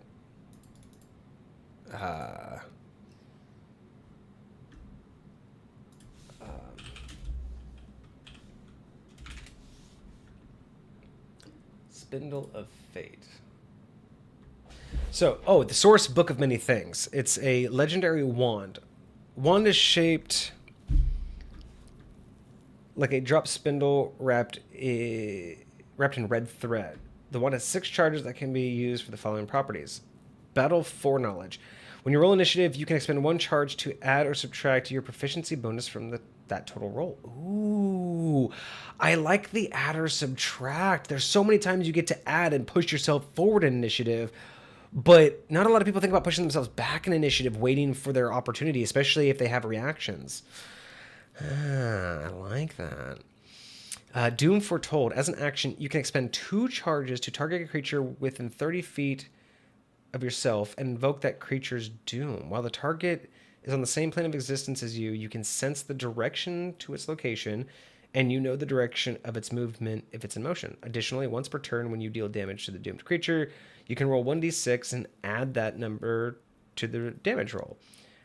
These benefits persist for 1 hour or until you target another creature. Okay, so that's cool. So if you're within 30 feet and you tag them, you have 1 hour to tail them. That's kind of cool. And then Twist of Fate. When a creature within 60 feet of you makes a saving throw or an attack roll, you can use your reaction to expend 3 charges and alter the outcome. Turning a failed saving throw into a successful one, a missed attack roll into a hit, or vice versa. This one regains 1d6 charges at the end. Okay. BMT, Book of Many Things. So you're saying that this can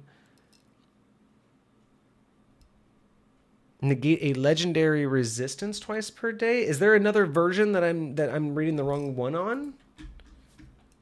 That was the Wikidot. Right? Yeah, that was Wikidot.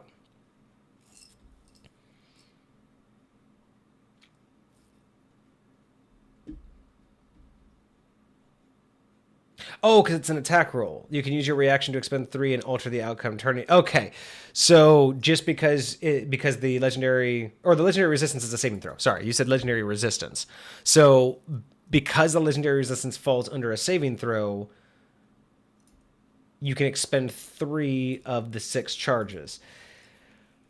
Yeah, no, there's no wrong with that logic. Twist of Fate turns a success into a fail. Legendary resistance turns a fail into a success. Yeah. Oh, legendary resistance turns. Oh, gotcha. I think I misunderstood legendary resistance.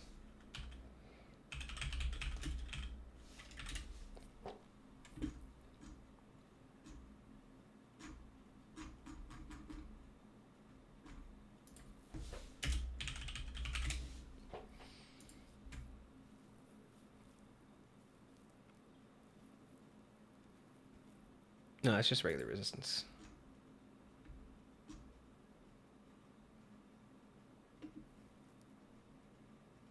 It's weird. D&D Wiki doesn't have the legendary resistance information I would expect.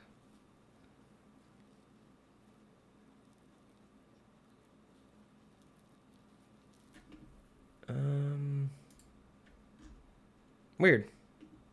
I don't know.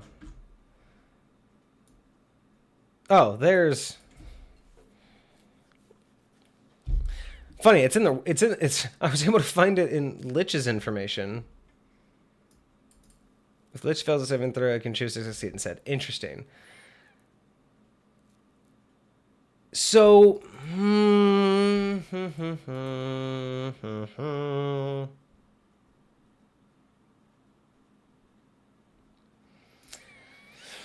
okay, so if it makes a saving roll, attack roll, turning a fail. So if it makes the saving throw, you can turn it fail. You can basically flip it. This one says if the Lich fails a saving throw. So this is interesting. I really wish Kage was here on this one. I might have to argue that logic because both trigger when the saving throw fails. I mean, just assuming that The Lich can only trigger legendary resistance if they've failed the saving throw.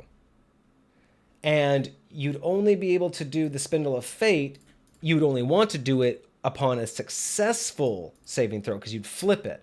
So I don't know if this would allow you to flip the, like, I don't know if this is like an Uno reverse card, because if they make a saving throw and fail, right, that's the saving throw. You could use Twist of Fate against that saving throw and make it succeed, but you wouldn't because you'd want them to fail. If they use Legendary Resistance to flip it, they're using Legendary Resistance. They're no longer using their saving throw. In this particular case, I should say, for right now, we're talking about Lich specifically because this is just what I have. So the sense that they failed the saving throw, the Legendary Resistance is then applied, kind of like, order of operations, right? Like, kind of like Magic the Gathering. So they've already failed the saving throw, which means you would have had to have used the Spindle at the time of the fail. But since it didn't fail, or since you didn't, they then use Legendary Resistance to flip it. I don't think that this would allow you to then flip it back, because the Legendary Resistance isn't a saving throw. It's an effect on a failed saving throw. So again, just in this particular case, until I could find more information about Legendary Resistance, just based off of how these two things are written, I would question whether or not this undoes Legendary Resistance, because the Legendary Resistance itself, I don't know if I would classify Legendary Resistance as a saving throw. That would just be where I would be worried, or that's just where I would take the conversation and find out more about it, because I don't know. So I don't want to make that full call. I just don't know.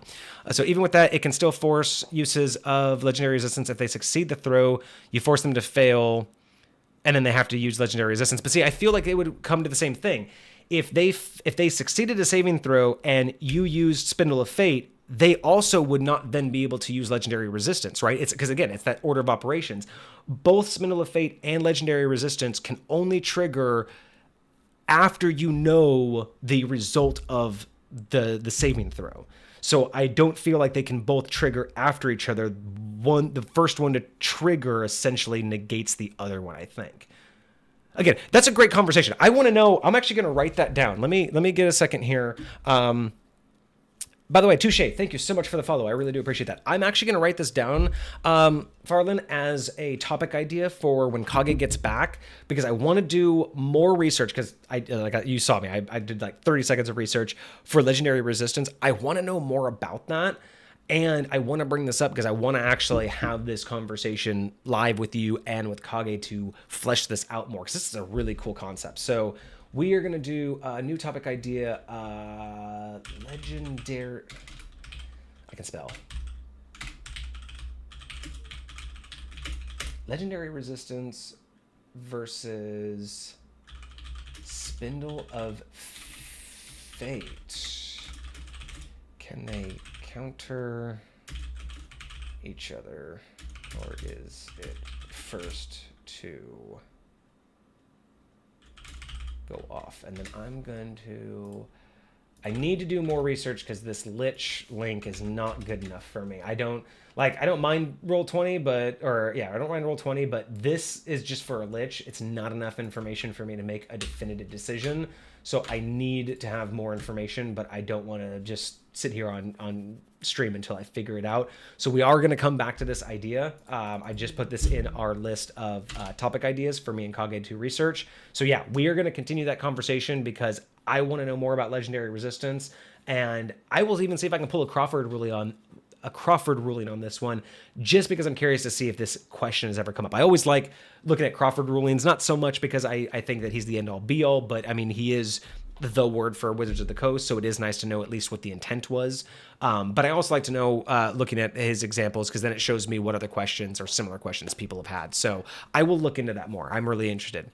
Des says, yeah, Spindle affects the equation, not the result. Legendary Resistance just changes the result. Interesting. Yeah, I'm going to have to look into this more. Jester's Mask is another oddly worded item, for example. It can save magic items, like the Rod of Resurrection, for example. Very powerful magic item, but it has a downside. The rod regains 1 expended charge daily at dawn. If the rod is reduced to 0 charges, roll a d20. On a 1, the rod disappears in a burst of radiance. Okay, and you're saying that Jester's Mask. Let's look at what Jester's Mask is real quick.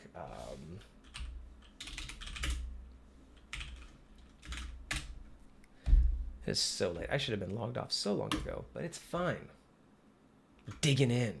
So, also the Book of Many Things, Legendary Wondrous Item, Colorful Domino Mask, Pearl, blah, blah, blah.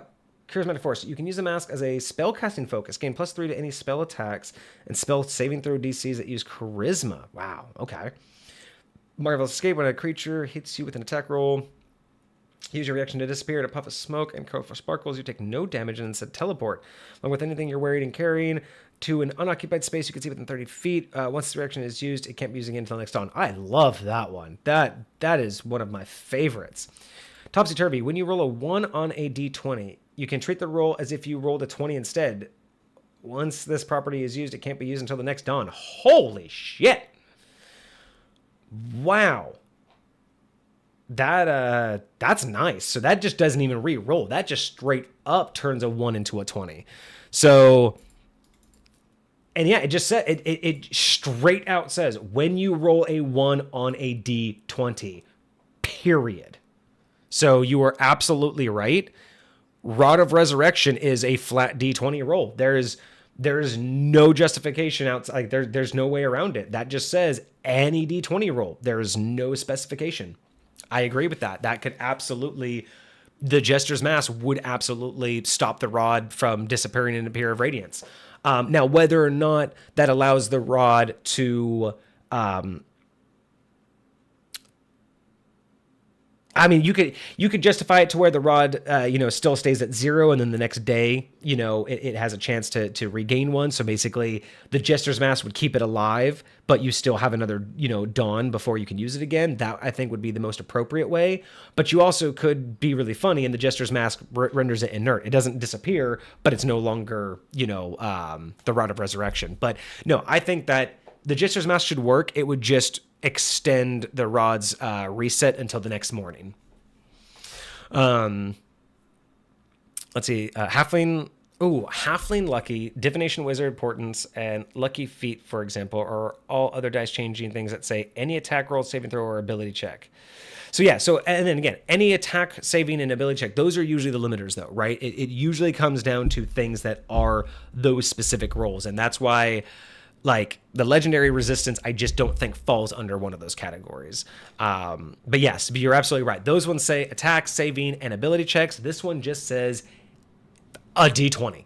Just doesn't matter what the d20 is. It's a d20. What's really funny, actually, Farland, you bring up something absolutely hilarious. This is the topic we're going to end on because it's already too late, and I have dessert waiting for me, and I want dessert.